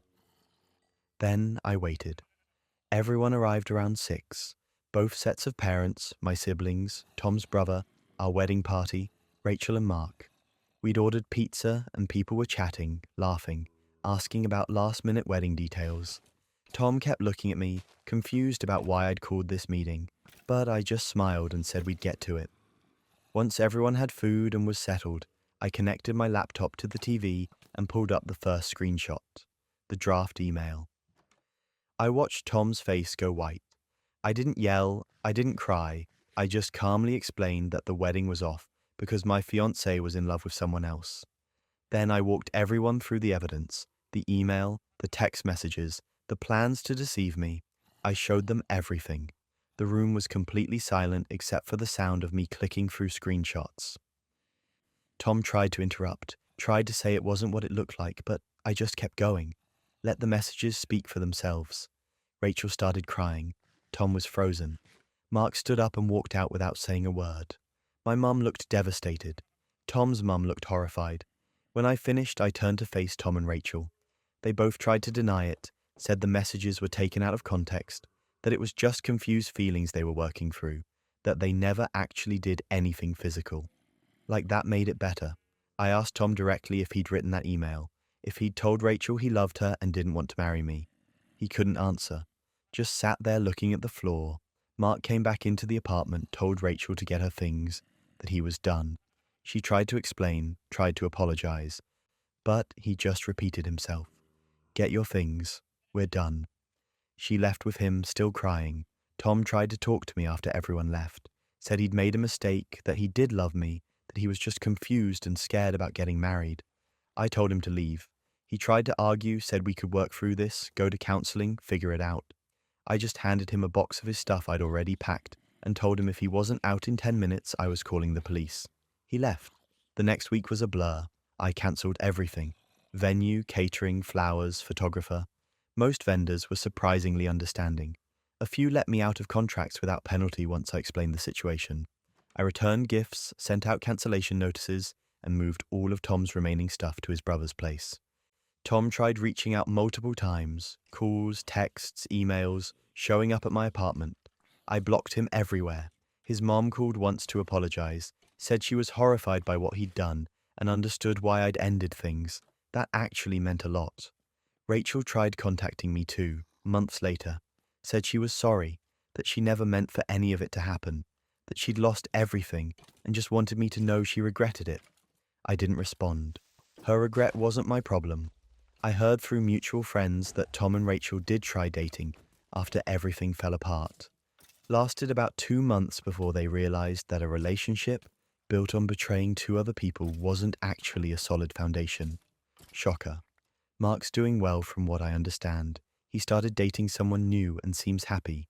I'm genuinely glad for him. We were both collateral damage in someone else's selfish decisions. As for me, I'm doing okay. Better than okay, actually. I'm dating someone new, someone who doesn't have a best friend he's secretly in love with. And I've learned to trust my instincts. When something feels off, it usually is. Betrayal in romance can destroy you, but sometimes the person you're dating is hiding something far worse than an affair. My boyfriend Greg started accusing me of cheating about 6 months into our relationship. At first, I thought he was joking. He'd ask where I was going, who I was with, why I was dressed up for work. I'd laugh it off, reassure him, think it was just insecurity he'd get over. But it got worse. He started checking my phone when I was in the shower. He'd show up unannounced at my office to see if I was actually there. He questioned every late meeting, every girls' night, every time I didn't text back immediately. It was exhausting, and the weirdest part was that I'd never given him a single reason to doubt me. I'd never even looked at another guy. I was completely faithful, completely transparent, and he still didn't trust me. I tried talking to him about it, asked if something had happened in a past relationship to make him this way. He'd get defensive, say he just loved me and couldn't stand the thought of losing me. He'd apologize, promise to work on it, and then a week later, he'd be back to interrogating me about my whereabouts. My friends told me to leave him. They said the paranoia was a red flag, that healthy relationships didn't look like this. But I kept thinking if I could just prove I was trustworthy, if I could just be patient enough, he'd eventually relax and things would get better. Then he went on a business trip, said his company was sending him to a conference in another state for a long weekend. I was honestly relieved to have a few days without the constant suspicion. I made plans with friends, caught up on sleep, enjoyed having my apartment to myself. That's when I got the Instagram message. It was from a woman I'd never met. Her message said, "Are you Greg's sister?" He mentioned his sister might be coming to the wedding and I wanted to reach out. I stared at the message, completely confused. I wasn't Greg's sister. He didn't have a sister. "And what wedding?" I responded saying, "I think you have the wrong person. I'm Greg's girlfriend." The three dots appeared immediately, then disappeared, then appeared again. Finally, she sent back, "I'm sorry, what?" Greg's girlfriend? I'm his fiancée. My stomach dropped. I asked her to call me. We spent the next 2 hours on the phone and my entire reality fell apart. Her name was Lisa. She'd been dating Greg for almost 2 years. They'd gotten engaged 6 months ago. They were planning a wedding for next spring. She lived in a city about 3 hours away, and Greg told her he traveled for work constantly, which explained why he was only with her a few weekends a month. Except those weekends he wasn't with her, he was with me. The business trips he told me about, he was with her. He'd built an entire double life, complete with separate social media accounts, separate friend groups, separate everything. Lisa sent me screenshots, pictures of them together at family events, vacation photos, the engagement ring. I sent her my own screenshots. Our anniversary dinner. The weekend trip we took last month when he told her he was at a conference. It all lined up perfectly. He'd been splitting his time between us, lying to both of us, and somehow managing to keep it all straight. But that wasn't even the worst part. The accusations, the constant paranoia about me cheating. It was projection. He was doing exactly what he was accusing me of, and he was so consumed by his own lies that he assumed I must be lying too.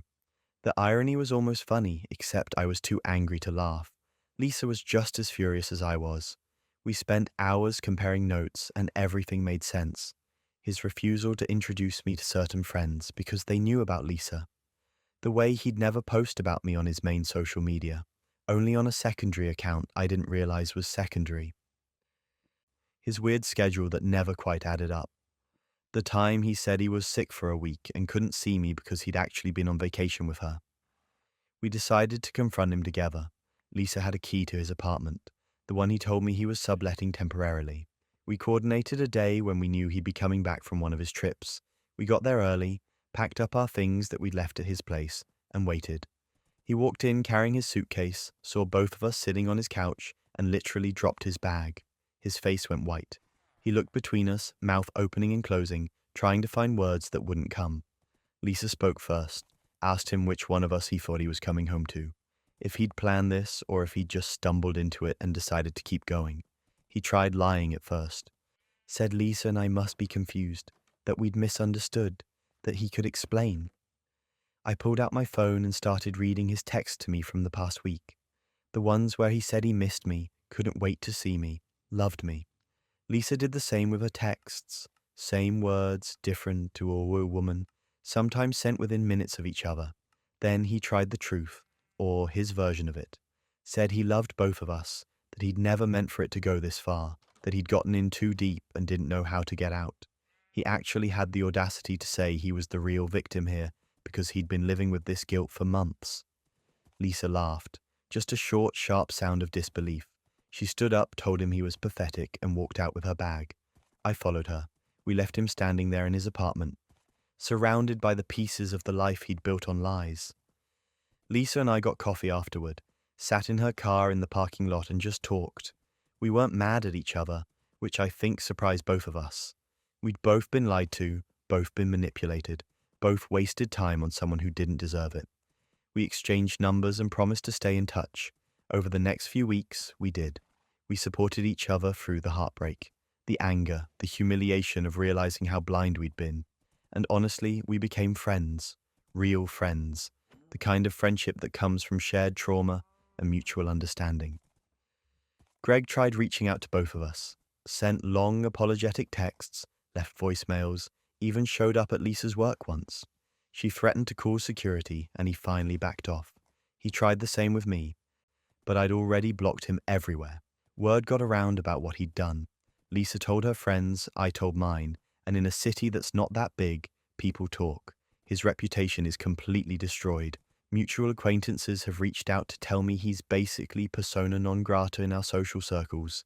Nobody wants to date him, nobody trusts him, and honestly, he brought it all on himself.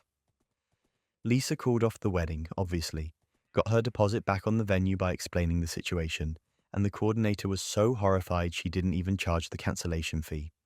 I moved on, started dating again eventually, and learned to recognize red flags a lot faster. The paranoia about cheating was the biggest one.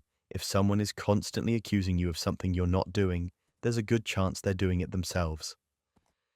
It's classic projection, and I'll never ignore that warning sign again. Lisa and I still talk regularly. We joke sometimes about how Greg accidentally gave us a great friendship by being a terrible person. We've been on trips together, celebrated each other's birthdays, supported each other through new relationships. It's weird how something so awful led to something genuinely good. As for Greg, I heard through the grapevine that he moved to a different city. Fresh start, I guess. Probably lying to a whole new set of people. But that's not my problem anymore. And sometimes the person weaponizing your trust isn't a romantic partner, but someone who knows every vulnerability you've ever shared. I trusted Sam with everything. And I mean everything. The kind of things you don't tell just anyone. My past trauma from a relationship that left me with trust issues, my insecurities about never being good enough, the complicated mess with my family that I'd spent years in therapy unpacking, my struggles with anxiety and depression, all of it. Sam seemed safe. They listened without judgment, held me when I cried, told me I was brave for being so open. For the first time in my life, I felt like I could be completely vulnerable with another person and not have it used against me. That lasted about 2 years. When things started going downhill, I suggested couples therapy.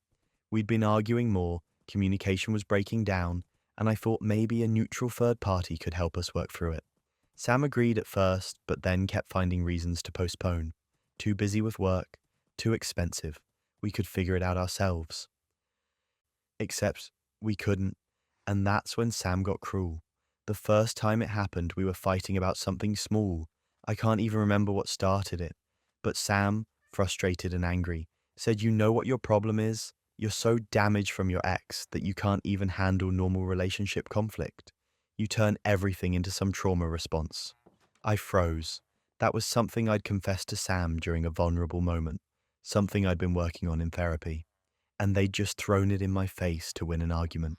I told them that wasn't fair, that they were weaponizing something I'd shared in confidence. Sam apologized later, said they'd been angry and didn't mean it. I wanted to believe them, but it kept happening. Every fight, Sam would reach into the vault of my vulnerabilities and pull something out. When I got upset about them canceling plans, they'd say I was being clingy because of my abandonment issues. When I asked for more communication, they'd say I was being controlling because I didn't trust people. When I tried to express how their behavior hurt me, they'd say I was too sensitive because of my mental health struggles. It was like being emotionally eviscerated over and over by someone who knew exactly where to cut. Then came the breaking point. I started noticing that mutual friends were acting weird around me, distant, careful about what they said. A couple of them stopped inviting me to things. When I asked one friend what was going on, she got uncomfortable and said she didn't want to get involved in our relationship drama. I didn't know what she was talking about. I hadn't told anyone we were having problems. But Sam had. I found out later through a friend who felt guilty enough to tell me that Sam had been talking to our mutual friends for weeks, sharing twisted versions of the private things I'd confessed, telling them I had serious mental health issues that made me unstable, saying I was manipulative and would twist things to make Sam look bad, painting themselves as this patient, suffering partner dealing with someone who was fundamentally broken. They'd taken my vulnerabilities, the things I'd trusted them with, and used them to destroy my reputation before I even knew what was happening. People believe Sam. Why wouldn't they? Sam seemed so calm, so reasonable, so concerned, and I was the one with the issues, the trauma, the therapy appointments, the narrative fit. I felt completely betrayed, exposed. Like I'd handed Sam a weapon and they'd used it to stab me in the back while telling everyone I was dangerous. But here's the thing about Sam's perfect image. It was built on lies. During our relationship, I'd discovered things Sam had desperately tried to hide, but that I'd stumbled across by accident. I'd never said anything because I didn't want to embarrass them, and honestly, I'd convinced myself they were in the past and didn't matter. Sam had been fired from 2 previous jobs for unethical behavior, one for falsifying expense reports, another for plagiarizing work from a colleague. They'd always said they'd left those jobs for better opportunities. That was a lie. Sam claimed to have a master's degree from a prestigious university. I'd seen the diploma on their wall. But when I'd accidentally opened a piece of mail from a creditor, I'd seen references to a degree program they'd never completed. The diploma was fake, and the biggest one, Sam was still legally married. They told me they were divorced, that it had been finalized years ago, but I'd found paperwork that showed the divorce had never gone through. They were separated, but still married, and they'd been lying about it the entire time we were together. I'd kept all of this to myself. I told myself it wasn't my business, that everyone had things they were ashamed of, that bringing it up would just cause unnecessary conflict. But Sam had decided to destroy my reputation using my secrets, so I decided I was done protecting theirs. I didn't make a big dramatic post. I didn't blast them on social media. I just quietly reached out to the same people Sam had been talking to, and I told them the truth, with proof. I showed them the termination letters I'd found, the emails from the university confirming Sam had never graduated, the marriage certificate showing Sam's legal marital status. I explained that I'd kept these things private out of respect, but that respect was gone now that Sam had weaponized my vulnerabilities to make me look unstable. I was calm about it, matter of fact, just laying out information and letting people draw their own conclusions. The response was immediate. People who'd been distant suddenly apologized. They said Sam had seemed so convincing, but now they understood what had really been happening. They said they felt manipulated, lied to. Some of them confronted Sam directly. Sam's perfect facade crumbled fast. The person who'd positioned themselves as the responsible, stable one dealing with a troubled partner was exposed as someone who'd lied about basic facts of their life, who'd been fired for ethical violations, who'd faked credentials, who was still married while in a relationship with someone else. Sam tried to do damage control, sent me furious texts saying I'd ruined their life, that I was vindictive and cruel, that they'd never forgive me. They tried telling people I was lying, but I had documentation. Paper trails don't lie. Our mutual friends stopped talking to Sam. The professional network Sam had built started asking questions. Their current employer found out about the fake degree and launched an investigation. Everything Sam had worked to hide came crashing down at once. We're done now. Completely. And honestly, I've never felt more relieved to be out of something. I learned a hard lesson about protecting my vulnerabilities. Not everyone deserves access to your deepest wounds, and some people will absolutely use them against you the moment it's convenient. Sam taught me that trust isn't just about being open. It's about being open with people who've earned it and proven they won't weaponize it. And when someone shows you they'll use your pain as ammunition, they've told you exactly who they are. I still go to therapy. I'm still working through my issues, but I'm doing it without someone standing over me, ready to throw them in my face during every argument. And Sam? Sam's dealing with the consequences of building a life on lies. Turns out when you weaponize other people's secrets while hiding your own, eventually everything comes out. The difference is my secrets were pain I was healing from. Sam's were deliberate deceptions meant to manipulate people. I'll take honest vulnerability over fake perfection any day. But sometimes the lies aren't whispered behind your back. They're broadcast loudly by someone who claims you're the villain. My girlfriend Jen started pulling away about 4 months into our relationship. It was subtle at first. She'd take longer to respond to texts, cancel plans last minute, seem distant when we were together. When I asked if something was wrong, she told me I was being clingy, said I needed to give her space, that I was suffocating her with my constant need for reassurance. I felt terrible. I didn't want to be that boyfriend, the one who couldn't handle a little independence. So I backed off. Stopped initiating as many conversations, tried to be more chill about plans, worked on being okay with silence. I genuinely thought I was the problem. But pulling back didn't help. If anything, Jen's complaints escalated. Now I wasn't attentive enough. I didn't care about her day. I was emotionally unavailable. Every conversation felt like walking through a minefield where I was somehow always wrong. Too clingy one week, too distant the next. Too invested, then not invested enough.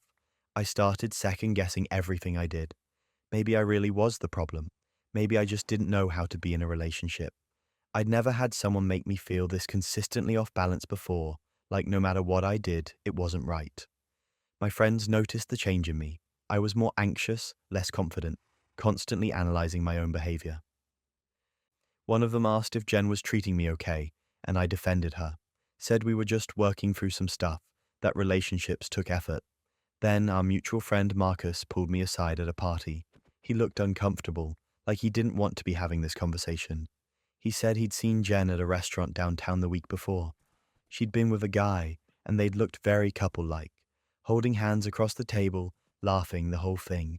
I asked if he was sure it was her. He showed me a photo he'd taken from across the room. It was definitely Jen, and the guy had his hand on hers. When I brought it up to Jen, I tried to be calm about it. Said Marcus had mentioned seeing her with someone, and I just wanted to know what was going on. I wasn't even accusatory. I gave her every opportunity to explain. She exploded. Called me paranoid, said I was trying to control who she spent time with, asked if I was so insecure that she couldn't have male friends. She turned it around completely, made me feel like I was the one being unreasonable for even asking. By the end of the conversation, I was apologizing to her. But that reaction felt wrong. The defensiveness, the immediate anger, the way she'd flipped it into being about my insecurity. If it really was just a friend, why not just say that? I did something I'm not proud of. We had a shared location app that we'd set up months earlier for practical reasons, like finding each other at crowded events. Jen had forgotten it was still active. I checked her location history. She'd been going to an apartment complex across town, regularly, multiple times a week, usually in the evenings and staying for hours. I sat with that information for a few days, trying to come up with innocent explanations. Maybe it was a friend's place, maybe it was a work thing, but the sick feeling in my stomach wouldn't go away. One night I drove there. I'm not proud of that either. I parked down the street and waited. Her car was already there when I arrived. I sat for 3 hours feeling pathetic and angry and confused. Then came the breaking point. The apartment door opened and Jen walked out. A guy followed her. They stood on the doorstep talking for a minute and then she kissed him. Not a friendly peck, a real kiss. The kind of kiss you give someone you're in a relationship with. I took photos. My hands were shaking, but I got clear shots of her car, the apartment, them together. She got in her car and drove away. I just sat there for a while, trying to process what I'd seen. Then I drove home and waited for her to text me goodnight like she always did, like nothing was happening. She sent it at 11. Heading to bed, hope you had a good day. I didn't respond. Instead, I spent the night putting together everything I knew. The timeline of her pulling away, the escalating criticism, the gaslighting about me being clingy and paranoid. It all made sense now. She'd been building a case against me to justify what she was doing, making me think I was the problem so she'd have an excuse, so she could tell herself, and probably tell him, that our relationship was already falling apart. I confronted her the next day in person, showed her the photos, asked her to explain. She tried several different approaches. First, she said we were on a break. We absolutely were not on a break. We'd never discussed a break. Then she said it was complicated, that I wouldn't understand. Then she finally admitted she'd been seeing him for 2 months. Keeping her options open, she called it, in case things with me didn't work out. The audacity was almost impressive. I asked if she'd been making me feel crazy on purpose, if all the criticism, all the gaslighting about me being too needy, or too distant, or too whatever, had been to justify her cheating. She didn't deny it. She said she needed to protect herself, that she wasn't sure about us, that having a backup plan was just being smart. I ended it right there, told her we were done, that I never wanted to speak to her again, and left. She tried calling and texting for days. The messages went from apologetic to angry to manipulative. She said I was overreacting, that I'd driven her to this with my insecurity, that if I'd just been a better boyfriend, she wouldn't have needed someone else. I didn't respond. I blocked her number and started telling our mutual friends what had actually happened. I showed them the evidence, explained the timeline, told them about the gaslighting. Jen tried to control the narrative. She told people I'd been controlling and paranoid, that she'd ended things because I was unstable, that I was stalking her. She painted herself as the victim of a toxic relationship, but people saw through it. Marcus backed up my story. Other friends admitted they'd noticed Jen being shady. The guy she'd been seeing apparently had no idea she had a boyfriend, and when he found out, he ended things with her too. Her story fell apart pretty quickly once people started comparing notes. I wish I could say I handled the whole thing perfectly, but I didn't. Driving to that apartment, checking her location history, those weren't my finest moments, but I also don't regret getting the truth. Because if I hadn't, I'd probably still be there, letting her convince me that I was the problem, that my instincts were wrong, that I was too damaged to see reality clearly. That's what gaslighting does. It makes you doubt everything, including yourself. I'm in therapy now, working through the aftermath. My therapist says it's common for people who've been gaslit to struggle with trusting their own perceptions afterward. I second-guess myself constantly, wonder if I'm being paranoid or if my gut is actually telling me something real. But I'm getting better. I'm learning to trust myself again. And I'm learning what healthy relationships actually look like, which turns out is nothing like what I had with Jen. She reached out a few months later with a long apology text, said she'd been wrong, that she'd handled everything terribly, that she hoped I could forgive her someday. It felt more like an attempt to ease her own guilt than genuine remorse, so I didn't respond. I'm done giving her space in my head. She convinced me I was too much for months, and now I know the truth. I wasn't too much. I was just with someone who needed me to believe that so she could do whatever she wanted without consequences. And speaking of manufactured evidence, wait until you hear how a single fake screenshot almost destroyed someone's entire relationship. My boyfriend Alex and I had been together for 2 years. We were happy, talking about moving in together, planning trips, building a future. I thought everything was solid. Then one night he called me and asked if we could meet immediately. His voice sounded wrong, tight and strained in a way I'd never heard before. I met him at a coffee shop near his apartment. He looked like he hadn't slept. The second I sat down, he pulled out his phone and slid it across the table. On the screen was a screenshot of text messages that were supposedly from me to someone named Ryan, making plans to meet up, saying things like, "Alex will never know," and "I can't wait to see you again." There were flirty messages, suggestive comments. The whole thing painted a picture of me having an affair. I stared at the screenshot, my brain unable to process what I was seeing. I told Alex I'd never sent those messages, that I didn't even know anyone named Ryan. But he just looked at me with this heartbroken expression and said the screenshot had come from an anonymous number. Someone had sent it to him with a message saying he deserved to know the truth about who I really was. I tried to explain that it had to be fake, that someone was messing with us, but the screenshot looked real. It had the right phone interface, the right message bubble colors, even the right timestamps. Alex said he wanted to believe me, but the evidence was right there. Why would someone go through the trouble of faking something this elaborate? We argued for over an hour. I was crying, begging him to believe me, showing him my actual phone to prove I'd never sent those messages. But my messages with Ryan didn't exist because I'd never talked to Ryan. And that somehow made it worse. Alex said I could have deleted them, that obviously I would have deleted evidence of an affair. He broke up with me that night, said he couldn't be with someone he didn't trust, that even if there was a chance I was telling the truth, he couldn't get past the doubt. I left that coffee shop feeling like my entire world had collapsed. I'd lost the person I loved because of messages I'd never sent. For the first few days, I was just devastated. I couldn't eat, couldn't sleep, kept replaying the conversation over and over. But eventually, the grief turned into something else: anger, determination. I knew I hadn't sent those messages, which meant someone had deliberately destroyed my relationship, and I was going to find out who. I started by taking a screenshot of the screenshot Alex had shown me. I sent it to my friend Chris, who works in tech and knows way too much about digital forensics. I asked him if there was any way to tell if it was fake. Chris spent 2 days analyzing it, and then he called me with results. The screenshot was fake, a good fake, but still detectable. The font was slightly off, just a few pixels different from the actual iMessage font. The timestamp formatting didn't match the message order, like whoever made it hadn't paid close enough attention to how iMessage actually displays time. And the metadata, the information embedded in the image file, showed it had been created using a screenshot generator app, not captured from an actual phone screen. Someone had used an app specifically designed to create fake text conversations, and they'd done it well enough to fool Alex, but not well enough to fool someone who knew what to look for. Now I had proof the messages were fabricated, but I still didn't know who'd made them. I started thinking about who would benefit from Alex and me breaking up. Who would want us apart? And one name kept coming to mind: Hannah. Hannah was Alex's co-worker.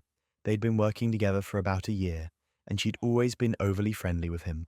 Touchy, lots of inside jokes, always finding excuses to text him about work stuff. Alex had mentioned once, early in our relationship, that Hannah had asked him out before we started dating, and he'd turned her down. I'd never felt threatened because Alex had been clear about his boundaries with her. But what if she'd never really moved on? I decided to test my theory. I created a fake social media profile, made it look like a real person, posted some generic photos I found online, built out a believable backstory. Then I sent Hannah a friend request with a message saying I'd seen her at a local bar and thought she seemed cool. She accepted within hours. Over the next few weeks, I built a friendship with her through this fake profile. We'd message about work stress, dating struggles, random life stuff. I made this persona someone Hannah could relate to, someone she'd feel comfortable confiding in. And slowly, I steered conversations toward relationships and dating. Then came the breaking point. Hannah started talking about a guy at work she was interested in. She said he'd been dating someone, but she'd taken care of that problem. She said it casually, like it was nothing. I asked what she meant, and she told me she'd used an app to create fake text screenshots and sent them to the guy, making it look like his girlfriend was cheating. She bragged about it, said it was easier than she'd expected, that the app let you customize everything, that the guy never questioned whether the messages were real. She said they'd broken up immediately, and now she finally had a chance with him.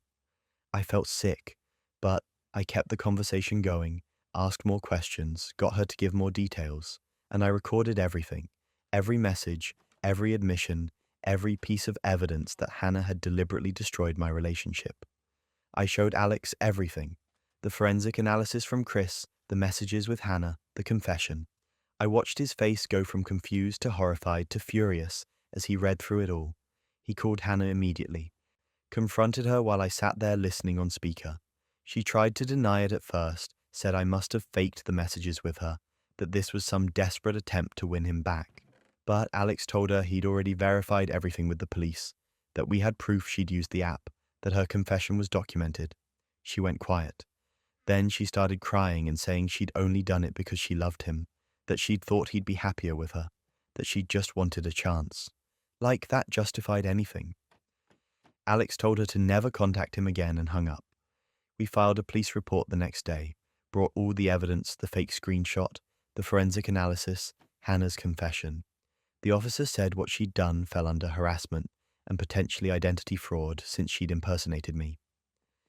They opened an investigation. I also sent everything to Hannah's employer. Her company had a strict code of conduct, and using company resources, which included the phone she'd sent the screenshot from, to harass and defame someone was a fireable offense.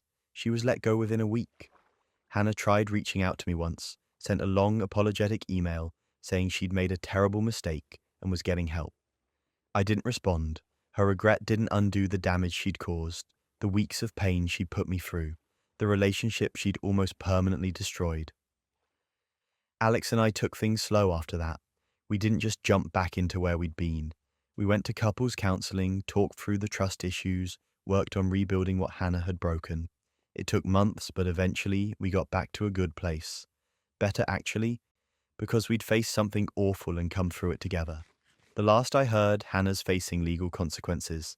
The police investigation led to charges, and while I don't know exactly how it'll play out, she's dealing with the reality that actions have consequences.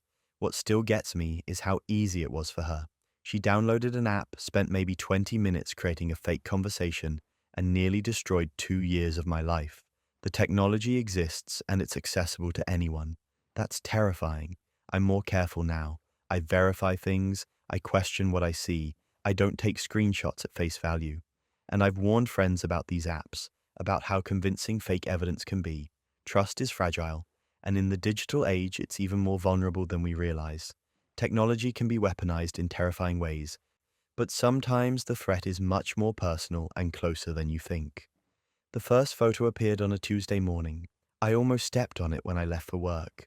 A Polaroid face down on my doormat. I picked it up, flipped it over, and my stomach dropped. It was me, asleep in my bed, taken from the angle of my bedroom doorway. On the back, written in neat handwriting, was a timestamp from the night before, 3:17 a.m. I stood there in the hallway staring at it, trying to make sense of what I was seeing. This was my apartment, my bedroom. Someone had been inside while I was sleeping and taken a photo of me. I called the police immediately. They came, took a report, examined the photo, but without knowing who'd taken it or how they'd gotten in, there wasn't much they could do beyond file the report and suggest I change my locks and install security cameras. I did both that day.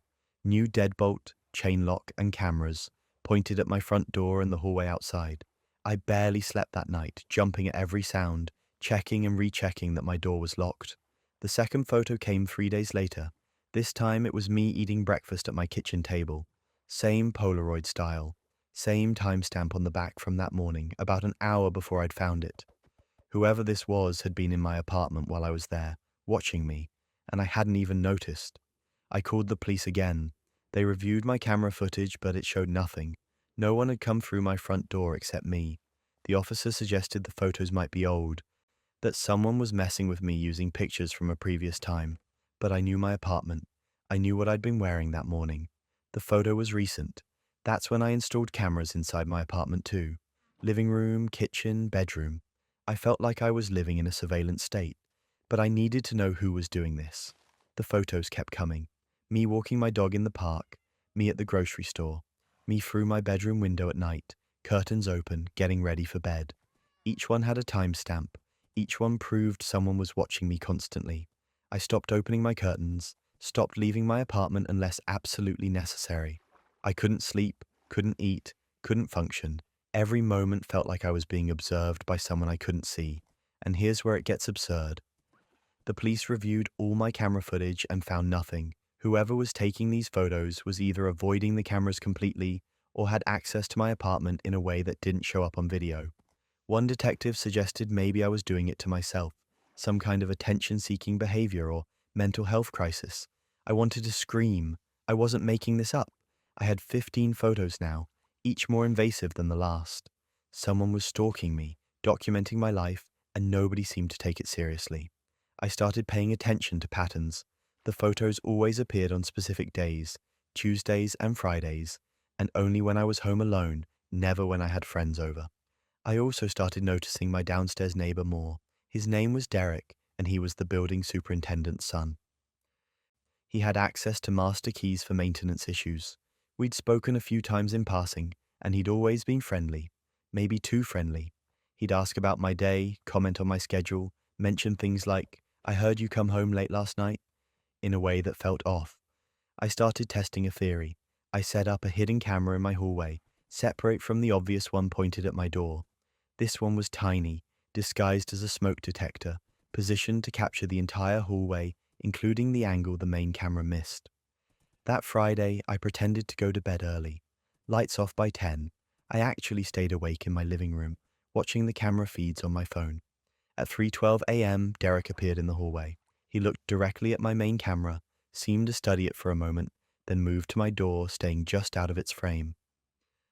But my hidden camera caught everything. He pulled something from his pocket, a Polaroid photo. He bent down and slid it under my door, then stood there for several minutes just staring at my door. At one point, he pressed his ear against it like he was listening. I was frozen watching this happen in real time on my phone. Every instinct screamed at me to call the police immediately, but I waited. I needed him to leave first. I needed the complete footage. He finally walked away at 3:26. I waited another 10 minutes to make sure he wasn't coming back. Then I called 911. I told them I had video evidence of my stalker, that he was in the building right now, that I needed officers immediately. They arrived within 15 minutes. I showed them everything. The hidden camera footage of Derek at my door. All 15 photos with their timestamps, the pattern of when they appeared, the fact that he had master key access to the building. The officers went to Derek's apartment and knocked. When he answered, they asked if they could come in. He refused at first, but they had enough for a warrant given the video evidence and the ongoing stalking case. What they found in his apartment made my skin crawl. Hundreds of photos, not just of me, but arranged on his walls in a timeline. Photos of me moving into the building 2 years ago. Photos of me going to work, coming home, walking my dog, sitting on my balcony. He'd been documenting my entire life since the day I'd moved in. They also found a journal, page after page of entries about me. What I wore, what I ate, who I talked to. He'd written about feeling connected to me, about how we were meant to be together, about how the photos were his way of being close to me. There were entries about breaking into my apartment while I was out, going through my things, lying in my bed. Entries about watching me sleep and feeling at peace. He'd escalated to leaving the photos because he wanted me to know he was there. He wanted me to feel his presence. Derek was arrested that night. The charges included stalking, breaking and entering, harassment, and a few others I don't remember. The detective told me this was one of the more serious stalking cases they'd seen, especially given the duration and the level of obsession. I moved out of that building within a week, broke my lease, didn't care about the penalty. I couldn't stay there knowing he'd had access to my space for 2 years. Knowing he'd been in my bedroom while I slept, touched my things, watched me live my life. My new apartment is in a building with serious security. Doorman, keycard access, cameras everywhere. I still check every room before bed. I still can't sleep with my curtains open. I probably never will. Derek took a plea deal.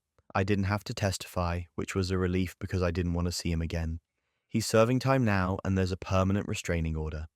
When he gets out, he's not allowed within 500 feet of me. Sometimes I still get paranoid. I'll see someone on the street and think they're following me. I'll hear a noise in my apartment and freeze, convinced someone's inside. My therapist says it's normal, that what I went through was traumatic, that it'll take time to feel safe again. I'm working on it. But I'll never take my safety for granted again. Sweet dreams, everyone, and remember, the truth always finds its way to the surface, no matter how deep someone tries to bury it. Sometimes the most important thing you can do is document everything, trust your gut, and never let anyone rewrite your reality. If you've made it this far through all these stories of betrayal and redemption, you're part of something special, a community that values truth over comfort. Subscribe if you haven't already, drop a comment about which story hit you hardest, and I'll see you in the next one.